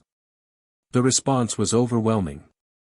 Aid began to arrive in secret shipments, medical supplies, food, surveillance drones tuned to avoid enemy jamming, and even legal teams ready to challenge the corporations funding the poachers. The hidden fortress became a hub of resistance, a symbol of defiance against greed and corruption. But the enemy was not idle. They launched cyber attacks, intercepted communications, and sent spies disguised as locals to infiltrate the team. One night, Elon caught a suspicious figure lurking near the cave's perimeter. A tense confrontation followed, revealing a spy with ties to the corporations. The betrayal stung deeply, but it also steeled the group's resolve. They tightened security, trained in combat and espionage, turning the refuge into a fortress not just of stone, but of vigilance and resilience. As the alliance grew stronger, Elon found himself reflecting on how far they had come, from saving a helpless lion cub to leading a global movement to protect an entire ecosystem. He understood now that Ash was more than a lion, he was a symbol of hope, courage, and the unbreakable bond between humans and the wild. One evening, as the sun dipped below the horizon, Elon stood with Rachel and Kuz, looking out over the valley where the Pride roamed free. "This is just the beginning," Elon said quietly. "Together, we'll change everything." The wind carried the distant roar of Ash and the lions, a powerful, unyielding sound that echoed through the night, a promise that the wild would never be silenced. Hit subscribe and leave a comment with where you're watching from. This story might just spark a new beginning. What's one thing that always pushes you forward, even when things get tough? The days after Rachel's arrival brought a new surge of hope, but the enemy was quick to respond. Their attacks became more frequent and more brutal, testing the limits of Elon's team and the Pride's resilience. The hidden fortress, once a sanctuary, now felt like the heart of a siege. Elon woke to the distant drone hum that had become a haunting soundtrack to their lives. The sky was thick with surveillance, machines patrolling the perimeter like silent vultures. Kuz paced restlessly, checking traps and listening for any unusual sounds. Supplies were running low despite the recent shipments, and tension simmered among the team. Every night, the enemy's forces tried to breach their defenses, drones probing for weaknesses, small squads attempting to scale the cliffs under the cover of darkness. The lion sensed the threat too. Ash and the Pride were restless, their roars echoing warnings that seemed to shake even the shadows. Elon studied the maps and satellite images they had managed to intercept, tracing the enemy's movements. It was clear now, the corporations behind the mercenaries were escalating their efforts to capture Ash and exploit the Pride for their own sinister goals. Elon's mind raced, trying to devise countermeasures. The tech team worked around the clock, deploying jamming signals, hacking enemy drones, and setting up decoys to confuse the invaders. Yet, every effort felt like a game of cat and mouse, the enemy adapting faster than expected. One evening, as the sun bled crimson into the horizon, a sudden explosion rocked the cliffside. A group of mercenaries had found a weak point and set charges, sending rocks tumbling down toward the caves. Elon and Kuz scrambled to evacuate the lions to safer tunnels, their hearts pounding with urgency. The dust settled, revealing damage to their defenses but, miraculously, no casualties among the Pride. The attack was a brutal message: the enemy was willing to destroy everything to get what they wanted. In the following days, the team fortified the fortress even more, digging hidden escape routes and reinforcing natural barriers. Rachel coordinated with international allies to ramp up pressure on the corporations, exposing their illegal activities in the media and pushing governments to act. But inside the fortress, the strain was visible. Fatigue gnawed at everyone, and the constant threat wore on their nerves. Elon caught himself losing sleep, haunted by visions of Ash caught in cruel traps or worse. Yet, each time despair threatened, Ash's powerful roar reminded him why they fought. The lion cub had become a symbol of resistance, a spark of hope in a dark world. One night, during a fierce thunderstorm, the enemy launched their most daring assault yet. Armed helicopters circled overhead, their searchlights piercing the cave's shadows. Ground forces swarmed the cliffs, using ropes and explosives to breach the sanctuary's outer defenses. Elon and Kuz rallied the team, fighting alongside the lions to repel the invaders. It was a desperate, chaotic battle, the air filled with smoke, gunfire, and the cries of both humans and animals. Amid the turmoil, Elon found himself face to face with the mercenary leader, a cold-eyed man with a sinister smile. Their brief confrontation ended with the mercenary retreating, but the fight was far from over. When the storm cleared, Elon counted the cost: injuries, destroyed equipment, and shattered morale. But the Pride was intact, their spirit unbroken. As dawn broke over the ravaged landscape, Elon vowed aloud, "We'll never let them take Ash. We'll fight until our last breath." Kuz placed a steady hand on his shoulder. "And we won't fight alone. The world is waking up to our cause." Outside the fortress, the wind carried the fading echoes of battle cries, but also the promise of a new day. The siege tightened, but so did their resolve. Together, they were more than survivors, they were warriors for the wild. After the relentless siege, the team gathered in the deepest cavern of Mwamba's refuge. The air was thick with exhaustion but also a growing determination. Elon, Kuz, Rachel, and the core members of their resistance huddled around a makeshift table illuminated by flickering lanterns. The walls of the cave seemed to echo the urgency of their whispers. Elon pulled out a digital map, its surface alive with satellite imagery, drone patterns, and the latest intelligence intercepted from their enemies. "We need a new approach," Elon said, his voice steady despite the fatigue that weighed on everyone. "The fortress can only hold so long. We have to strike back, not just defend." Rachel nodded, her eyes sharp. "The corporations rely on fear and isolation. If we can expose their operation to the world, cut their funding and support, we might turn the tide." Kuz leaned forward, his weathered face serious. "But how? Their reach is vast. Their mercenaries are ruthless." Elon tapped on the map, highlighting a remote complex deep within the enemy's territory, a covert bioengineering lab rumored to be the heart of their sinister plans.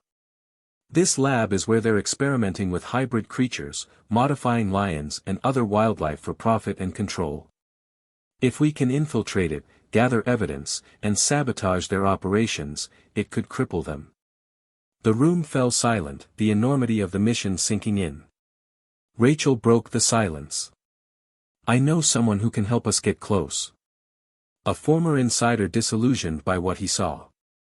"If he's willing, he could be our key."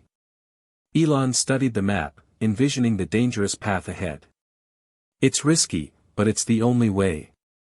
We've been on the defensive too long." Plans began to take shape. A small, agile team would navigate through hostile terrain, using Elon's advanced stealth drones and Rachel's insider knowledge to avoid patrols and reach the lab undetected. Kuz trained the Pride for diversion tactics, creating distractions and confusing the enemy's forces. Ash, now a majestic and commanding lion, was central to their strategy, his presence a living symbol that could rally support and sow fear among their foes. Over the next days, preparations intensified. Elon upgraded their communication devices, incorporating encrypted real-time feeds and AI-driven threat detection. Rachel coordinated with international allies, arranging for simultaneous media releases to maximize the impact of any evidence they recovered. Kuz led the lions through rigorous training, enhancing their coordination and response under pressure. The Pride's bond with the humans grew stronger, a seamless partnership forged through adversity. On the night of the mission, the team slipped out of the fortress under cover of darkness. The jungle seemed alive with unseen eyes, every rustle a potential threat. Elon's heart hammered as they moved silently through the undergrowth, guided by drone surveillance and Rachel's insider intel. Approaching the perimeter of the lab, the team deployed stealth cams and EMP devices to disable security systems. The tension was palpable, any mistake could trigger alarms and doom the mission. Inside the lab's high-security walls, they discovered chilling evidence: cages filled with genetically altered animals, blueprints of horrific experiments, and files linking powerful corporations to illegal wildlife trafficking and bioengineering. Elon's hands trembled as he uploaded the data to secure servers. The stakes were higher than ever. Suddenly, alarms blared, piercing the silence. The team was spotted. Chaos erupted as guards poured into the compound. Elon and Kuz led the team in a desperate fight to escape, using the terrain and tech to evade capture. Ash and the Pride created diversions outside, their thunderous roars and coordinated movements drawing enemy forces away. The chase was relentless, the narrow jungle paths testing every ounce of skill and stamina. Just when hope seemed lost, Rachel's contacts triggered a prearranged rescue operation. Armed allies arrived, cutting through the mercenaries and extracting the team to safety. Back at Mwamba's refuge, the team regrouped, their spirits lifted by the success. The evidence they secured was undeniable, exposing the corporation's crimes to the world and igniting a global outcry. Governments launched investigations, and international pressure mounted. Elon looked at Ash, standing proud among the lions. "We've struck the first blow," he said quietly.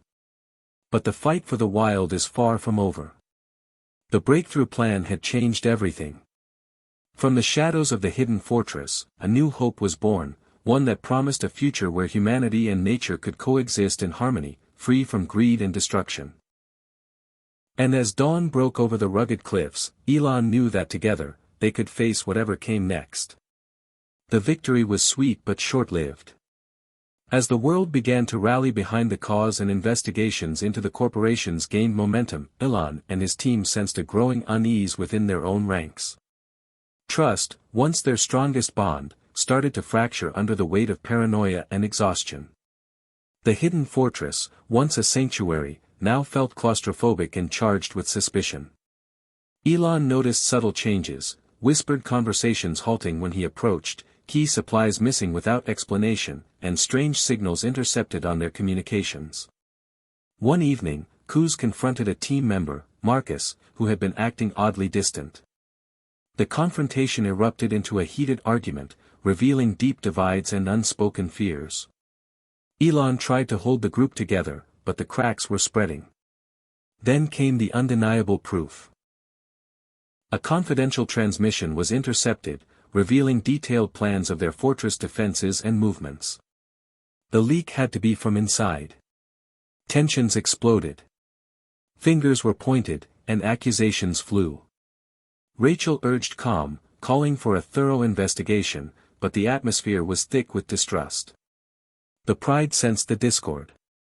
Ash, usually fierce and confident, prowled restlessly, his roars tinged with unease. Elon's heart ached, realizing the human conflicts mirrored the external battles they fought. Desperate for answers, Elon set a trap to catch the betrayer. Using false information, he fed Marcus fabricated plans, then monitored enemy reactions. The trap worked. Marcus, driven by fear and greed, was caught transmitting secrets to a corporate handler hidden in the jungle. The betrayal cut deep. Marcus was more than a teammate, he was a friend. Elon confronted him privately. "Why?" he asked quietly. Marcus's eyes were haunted. "I needed the money, my family's in danger. They threatened me." Elon felt a pang of empathy but knew the damage was severe. The team had to act decisively. Marcus was confined but treated with dignity, and the team rallied to strengthen their bonds. Lessons were learned the hard way about trust, sacrifice, and the cost of survival. With Marcus's information, they adjusted their defenses, anticipating the enemy's next moves. The betrayal became a catalyst for growth, forcing Elon and his allies to confront not just external threats but their own vulnerabilities. The hidden fortress once again transformed, from a place of refuge to a crucible where loyalty was tested and forged anew. Elon looked at Ash, the lion whose fierce spirit inspired them all, and realized that in the fight for the wild's future, the greatest challenge was not just the enemy outside but the shadows within.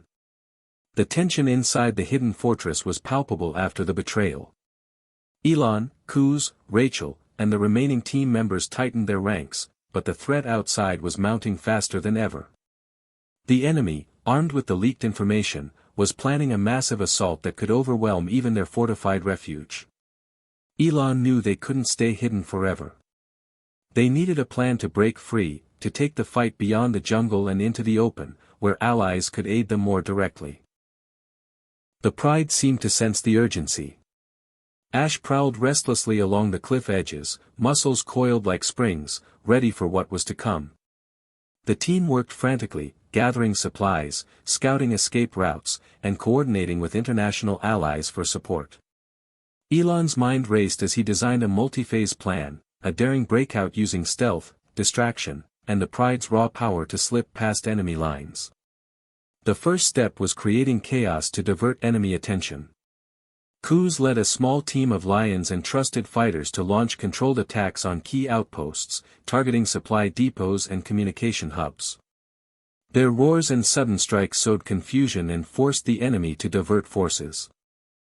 Meanwhile, Elon and Rachel coordinated a stealthy movement through narrow jungle paths known only to locals.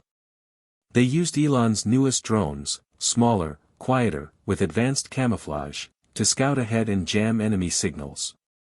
The night of the escape was thick with tension. The team moved silently through tangled undergrowth, hearts pounding as enemy patrols roamed close.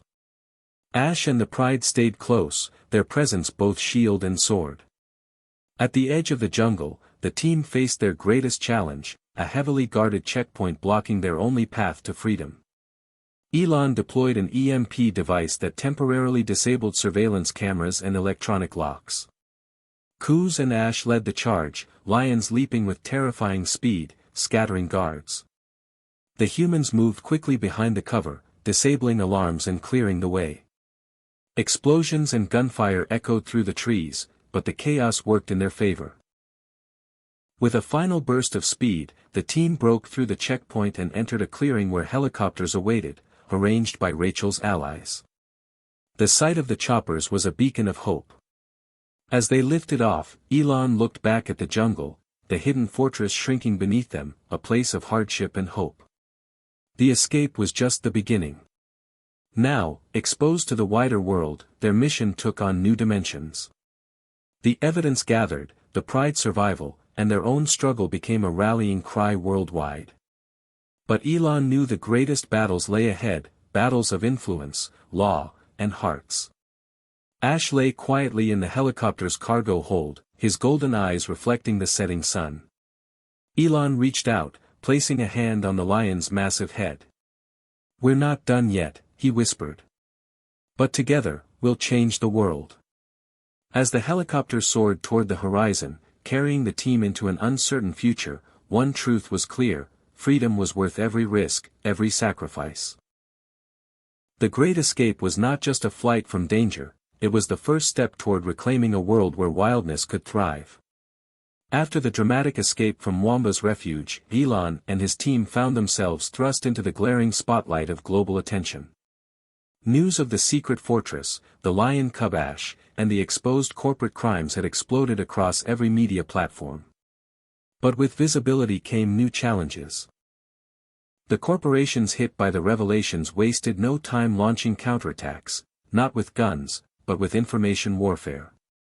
Sophisticated PR campaigns flooded the airwaves, painting Elon and his team as reckless vigilantes, environmental extremists who threatened economic stability and progress. Elon watched the barrage with a mixture of frustration and resolve. Winning the public opinion war was now as critical as any physical battle they had fought. Rachel spearheaded their media strategy. She organized interviews, live streams from safe locations, and a coordinated social media campaign under the hashtag #SaveThePride.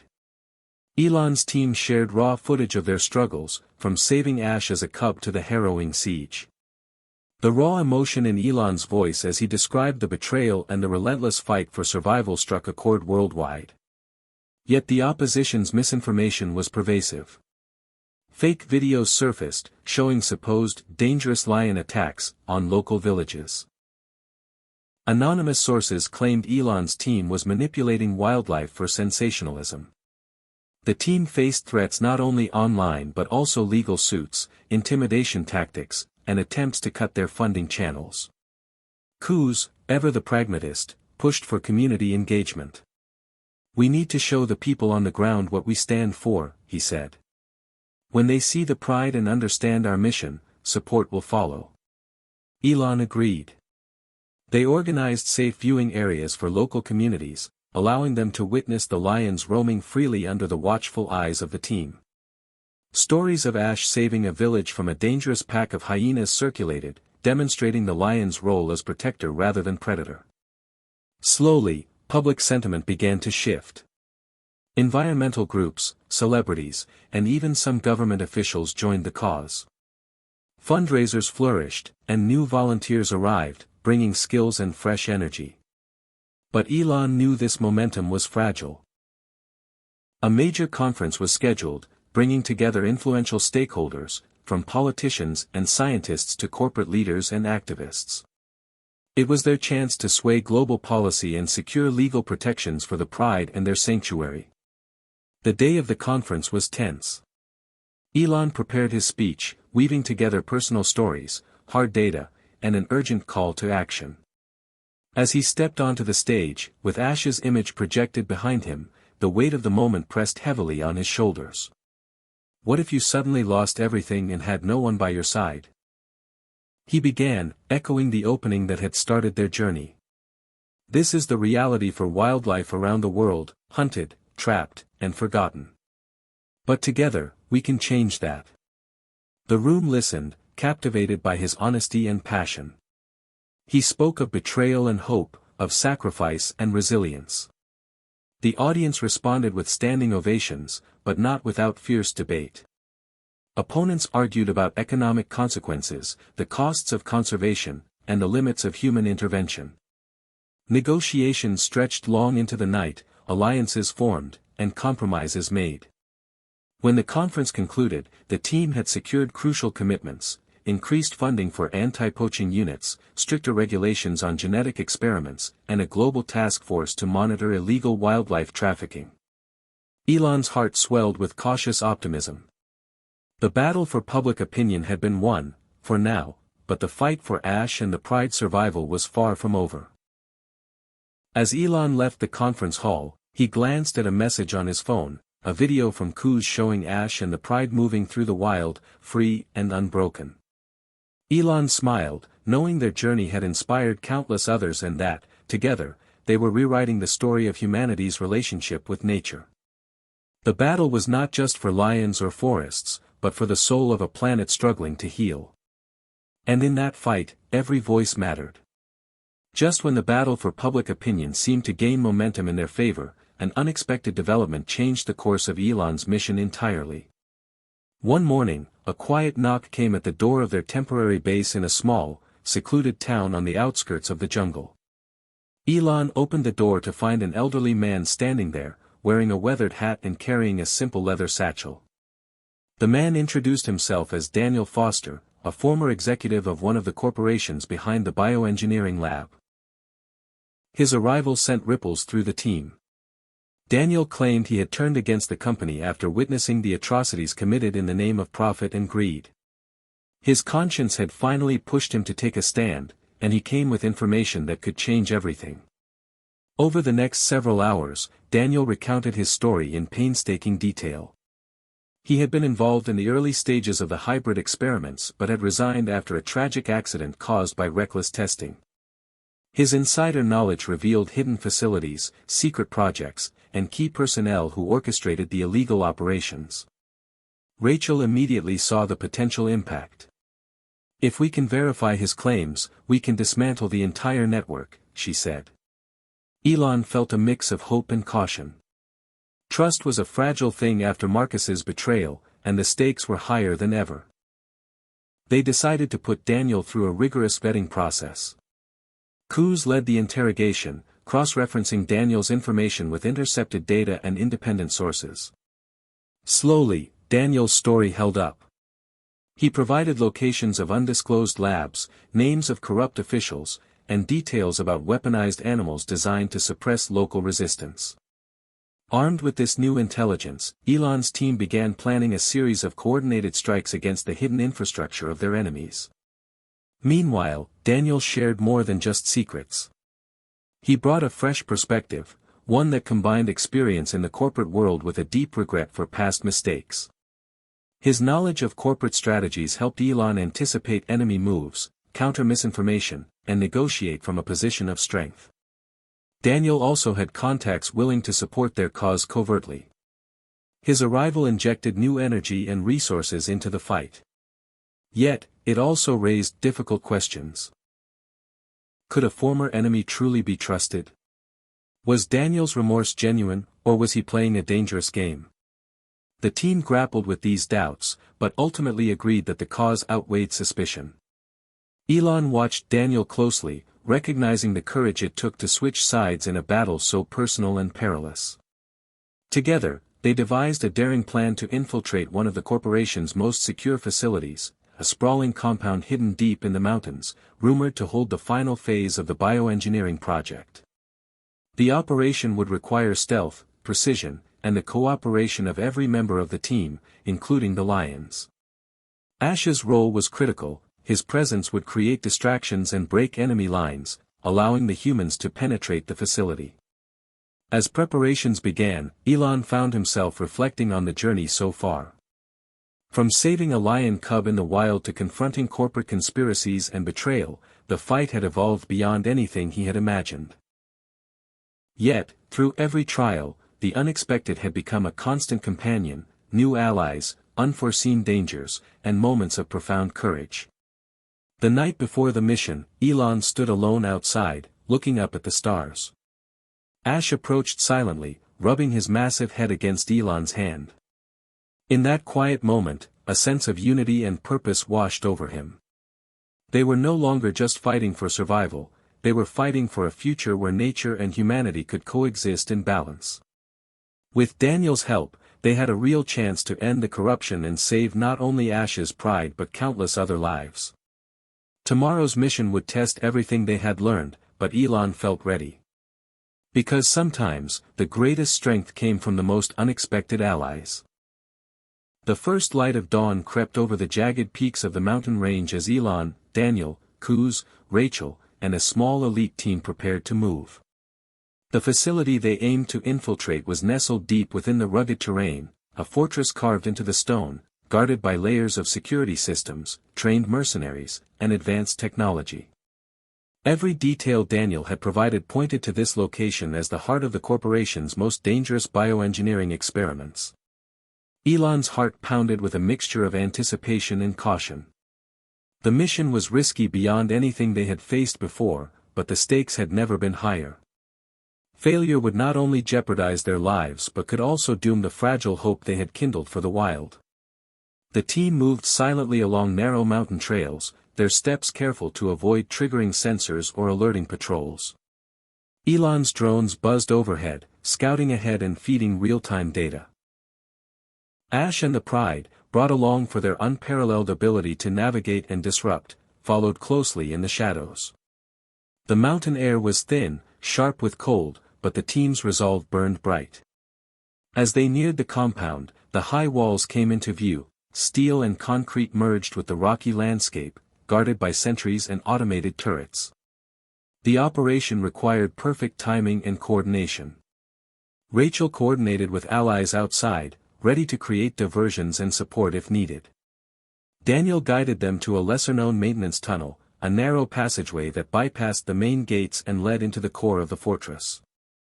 Slipping inside, the team moved cautiously through dimly lit corridors lined with glass chambers containing strange, hybrid creatures, creations that were part lion, part machine, a terrifying testament to the corporation's hubris. Elon's stomach churned at the sight. The experiments confirmed the worst fears. These creatures were engineered not just for profit but for control and warfare, designed to suppress dissent and dominate ecosystems.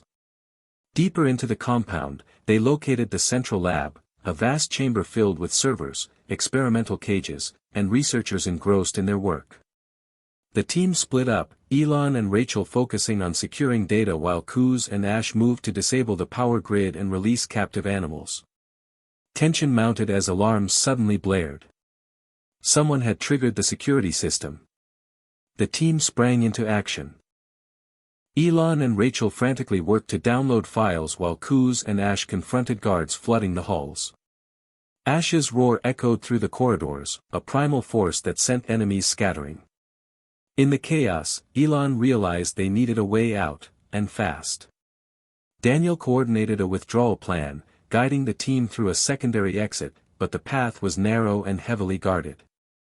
As the team fought their way through, Elon carried the data drives, their digital lifeline for exposing the corporation's crimes. Outside, the Pride created a barrier, buying precious seconds with coordinated attacks and fierce growls. The final hurdle came as a helicopter arrived, mercenaries descending to intercept.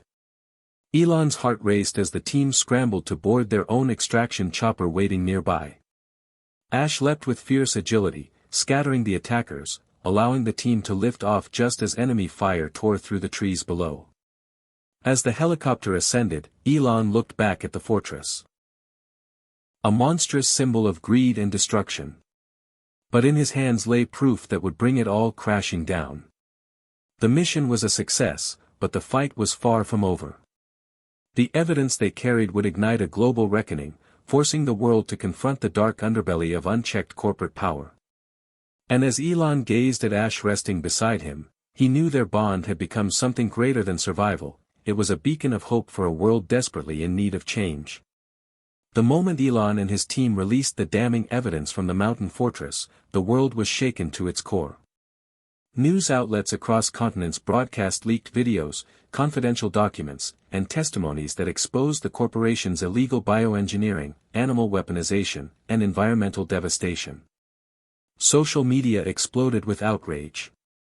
Hashtags like #JusticeForThePride and #EndCorporateGreed trended worldwide, while protests erupted in major cities demanding accountability and reform. Governments, caught off guard by the revelations, scrambled to respond.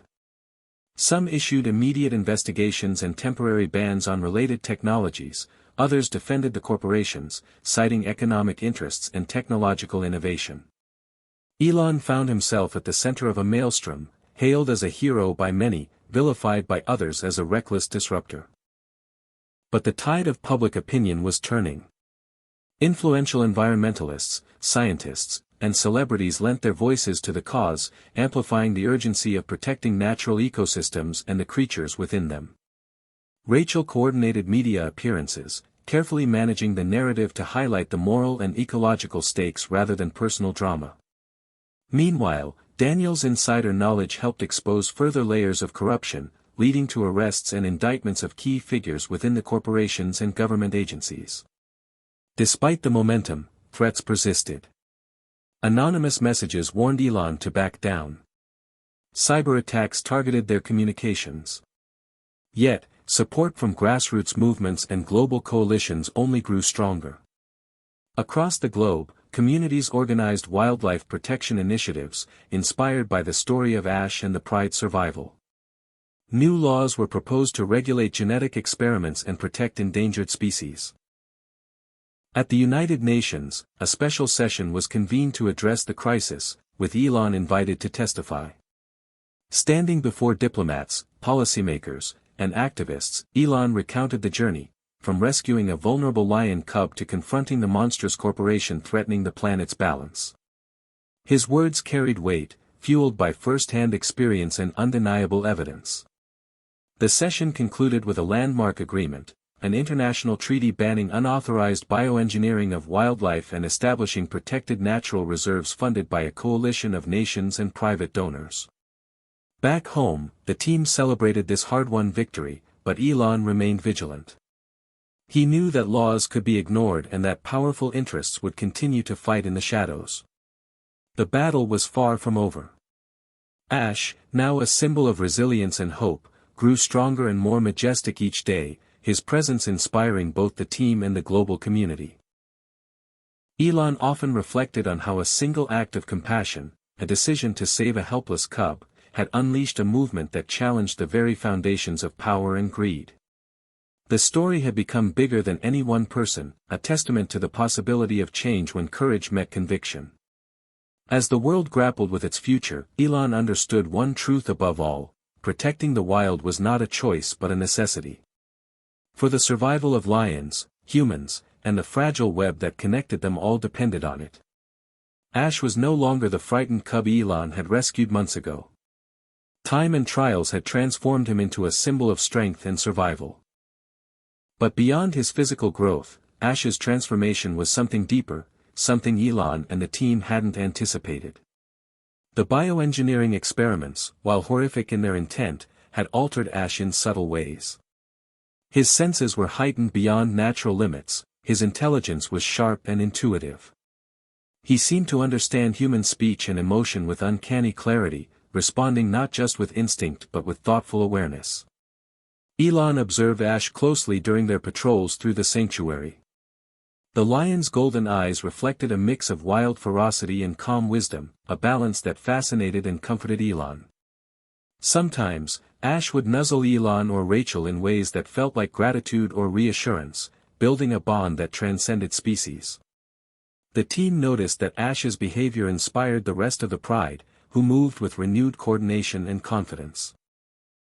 It was as if Ash's presence unified them, reinforcing their role not just as animals but as guardians of their territory and community. Yet Ash's transformation raised questions. Were the bioengineering changes stable or could they trigger unforeseen consequences? Elon worried that others might seek to exploit Ash's unique traits for power or control. To understand better, Elon enlisted help from scientists specializing in wildlife genetics and neurology.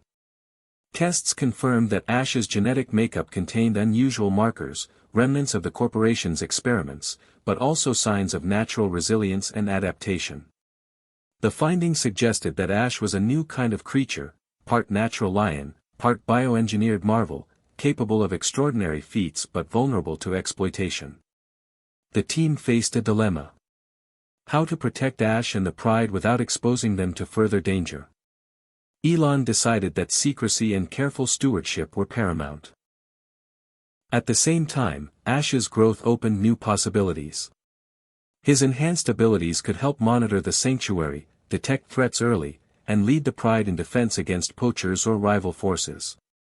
In one remarkable episode, Ash used a low-frequency roar that seemed to disrupt enemy communication devices during a patrol, buying time for the team to respond. Elon began developing technology that would integrate with Ash's natural gifts, wearable sensors that tracked health and environment, drones that relayed signals linked to Ash's movements. It was a fusion of nature and technology that could redefine conservation. But Ash's transformation was not just physical or scientific. It was emotional and symbolic. Ash embodied the resilience of the wild, the potential for harmony between humanity and nature, and the dangers of unchecked ambition. Elon often thought about the path that led to this moment, the chance encounter that saved a cub and changed everything. As Ash matured, the bond with Elon deepened into a partnership of trust and respect. Ash was no longer just a lion, he was a leader, a guardian, a living testament to hope. Yet with every step forward, the shadows of past threats lingered. The corporations and their allies had not vanished. They regrouped, seeking new ways to undermine the sanctuary and reclaim their lost power. Elon prepared for the challenges ahead, knowing that Ash's transformation marked not an end but a new chapter, one where survival meant not just fighting but evolving. The future of the Pride, the sanctuary, and perhaps the planet itself depended on it. Despite the victories and the growing global support, Elon knew the peace was fragile. The corporations that had once ruled with impunity were regrouping in the shadows, determined to reclaim their power and silence the rebellion he had ignited. Late one evening, while the sanctuary lay bathed in moonlight, subtle signs of infiltration began to surface. Sensors detected unusual movements near the perimeter, faint sounds that didn't belong to the local wildlife. Kuz and Rachel quickly organized patrols, but the intruders remained elusive, using advanced stealth technology to evade detection. Elon's mind raced as he realized the enemy had adapted their tactics, becoming more cunning and dangerous. They were no longer just fighting with brute force, this was a war of espionage and sabotage. One night, the sanctuary's communication systems were hacked, cutting off their link to allies and emergency services. Panic rippled through the team as isolation set in. Elon gathered his closest allies to strategize, knowing that they faced a new kind of threat. One that targeted not only their physical safety but their very ability to resist. Daniel worked tirelessly to trace the cyber attacks, discovering that the source was a covert network tied to a shadowy consortium of corporate mercenaries and rogue scientists. Their goal was clear: to destroy the sanctuary, capture Ash, and erase all evidence of the corporation's crimes. Ash, sensing the growing danger, became more alert and aggressive. His roars echoed through the jungle, warning off intruders but also stirring unease among the local communities. Elon realized that to protect the Pride and the sanctuary, they would need to step into the shadows themselves, learning to fight not just with strength and technology but with secrecy, intelligence, and alliances forged in the dark. The team established a secure command center deep in the jungle, using encrypted communication and stealth drones to monitor threats. Elon began training with Kuz and Daniel in covert tactics, blending guerrilla warfare with cutting-edge technology. Meanwhile, Rachel coordinated with international partners to expose the consortium's network, applying pressure through legal channels and public campaigns. The tension was relentless. Sabotage attempts increased, fuel supplies were poisoned, equipment stolen or destroyed, and misinformation spread to turn local authorities against them. At times, it seemed the sanctuary would collapse under the weight of these unseen attacks. But Elon's resolve hardened. He knew that surrender meant losing not just a place but a vision, a future where humans and wildlife could coexist in harmony. In a bold move, Elon and the team launched a counteroffensive. Using data from Daniel's insider knowledge and Rachel's intelligence contacts, they pinpointed the consortium's main operational base in a remote facility across the border. The mission was dangerous and complex, requiring infiltration into hostile territory and extraction of vital information. Ash played a crucial role, leading a coordinated distraction that drew security forces away while the team executed their plan.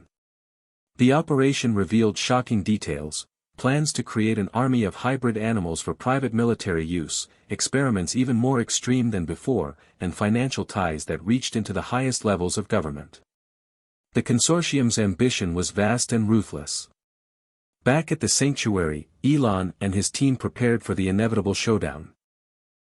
They reinforced defenses, trained local communities in protection tactics, and built alliances with wildlife organizations and indigenous groups. The fight had grown beyond a single sanctuary.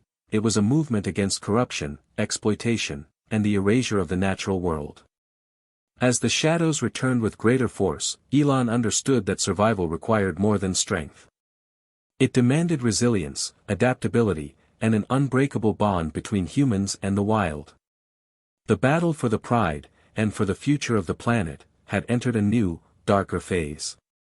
But with Ash by his side, Elon was ready to face whatever came next. The day of reckoning arrived with the sun barely rising over the dense jungle canopy, casting long shadows over the sanctuary that had become both a home and a battleground.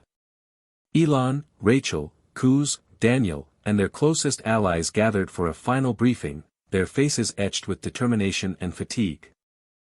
They had endured betrayals, ambushes, and relentless attacks, but the fight to protect Ash's pride and expose the dark forces behind the bioengineering horrors was far from over. Intelligence confirmed that the shadowy consortium was mobilizing a full-scale assault to seize the sanctuary and reclaim Ash for their nefarious purposes. It was a do-or-die moment. Elon's mind raced through every detail: terrain, enemy strength, resources, and he knew their only chance was to outsmart and outmaneuver a better-armed opponent. The sanctuary was transformed into a fortress, with hidden traps, reinforced barriers, and communication lines secured. Ash and the Pride were positioned strategically, ready to defend their territory with primal ferocity.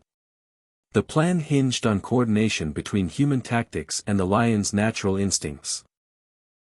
As the enemy forces advanced, their helicopters cutting through the sky like vultures, the sanctuary fell into tense silence, broken only by distant roars and the rustle of leaves.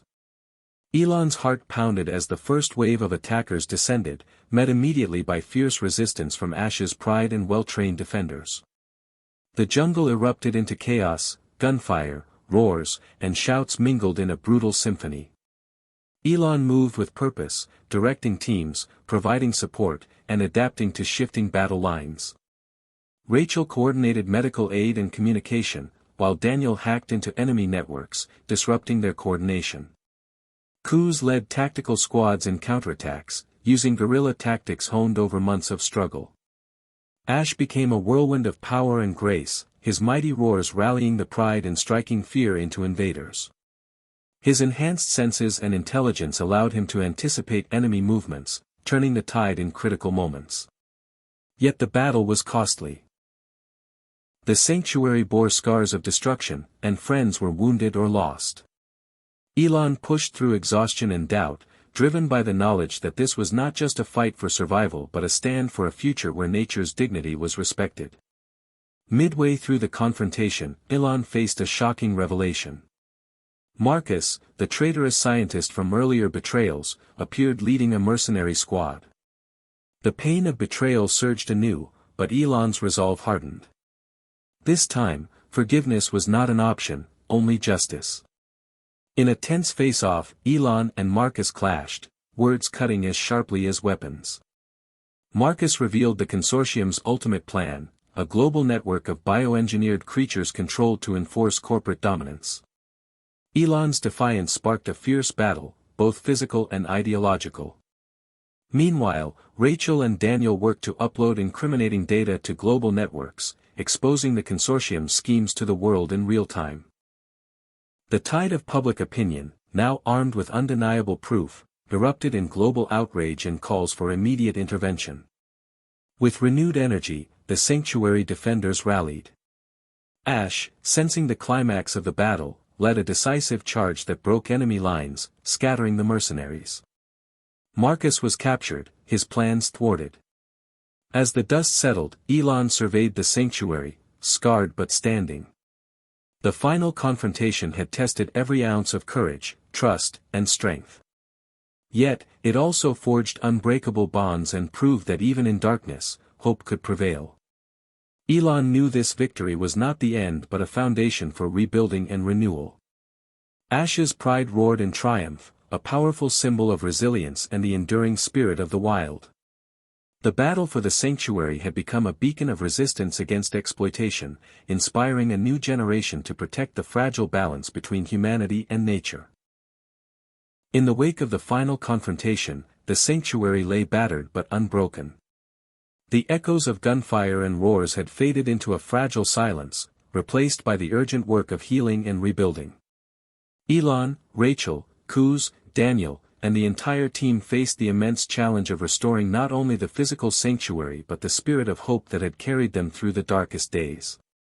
The first order of business was caring for the wounded, both human and animal. Makeshift clinics were set up under large canvas tents, with Rachel leading the medical efforts. Veterinarians and volunteers worked tirelessly to treat injuries sustained during the battle. Ash, too, bore the marks of the fight, scratches and scars on his golden mane, a testament to his bravery. Elon spent hours beside the lion, offering comfort and strength, their bond deepening as they faced recovery together. The sanctuary's infrastructure had suffered extensive damage. Buildings were repaired, fences reinforced, and communication systems rebuilt. Daniel and Kuz coordinated logistics, using salvaged materials and innovative technology to expedite the process.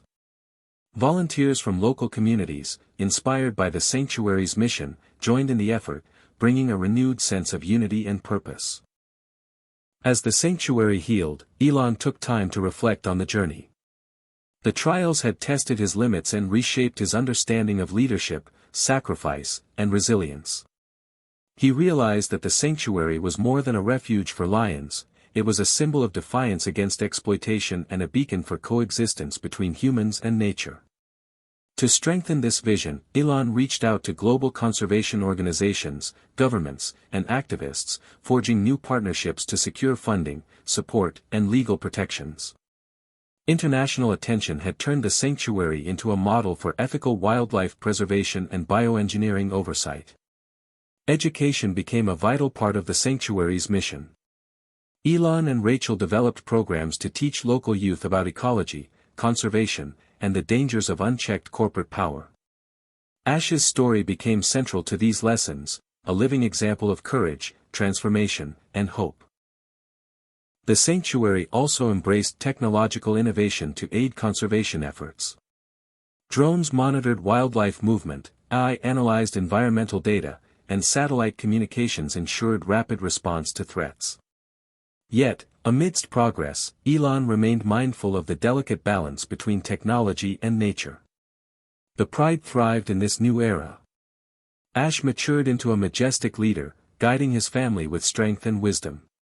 The bond between humans and lions grew stronger, founded on mutual respect and trust. Elon often wandered the sanctuary's trails, watching Ash and the pride roam freely, a vision once thought impossible now alive and flourishing. Challenges remained, of course. Poaching, climate change, and political instability posed ongoing threats. But the sanctuary stood as a testament to what could be achieved when courage, compassion, and collaboration converged.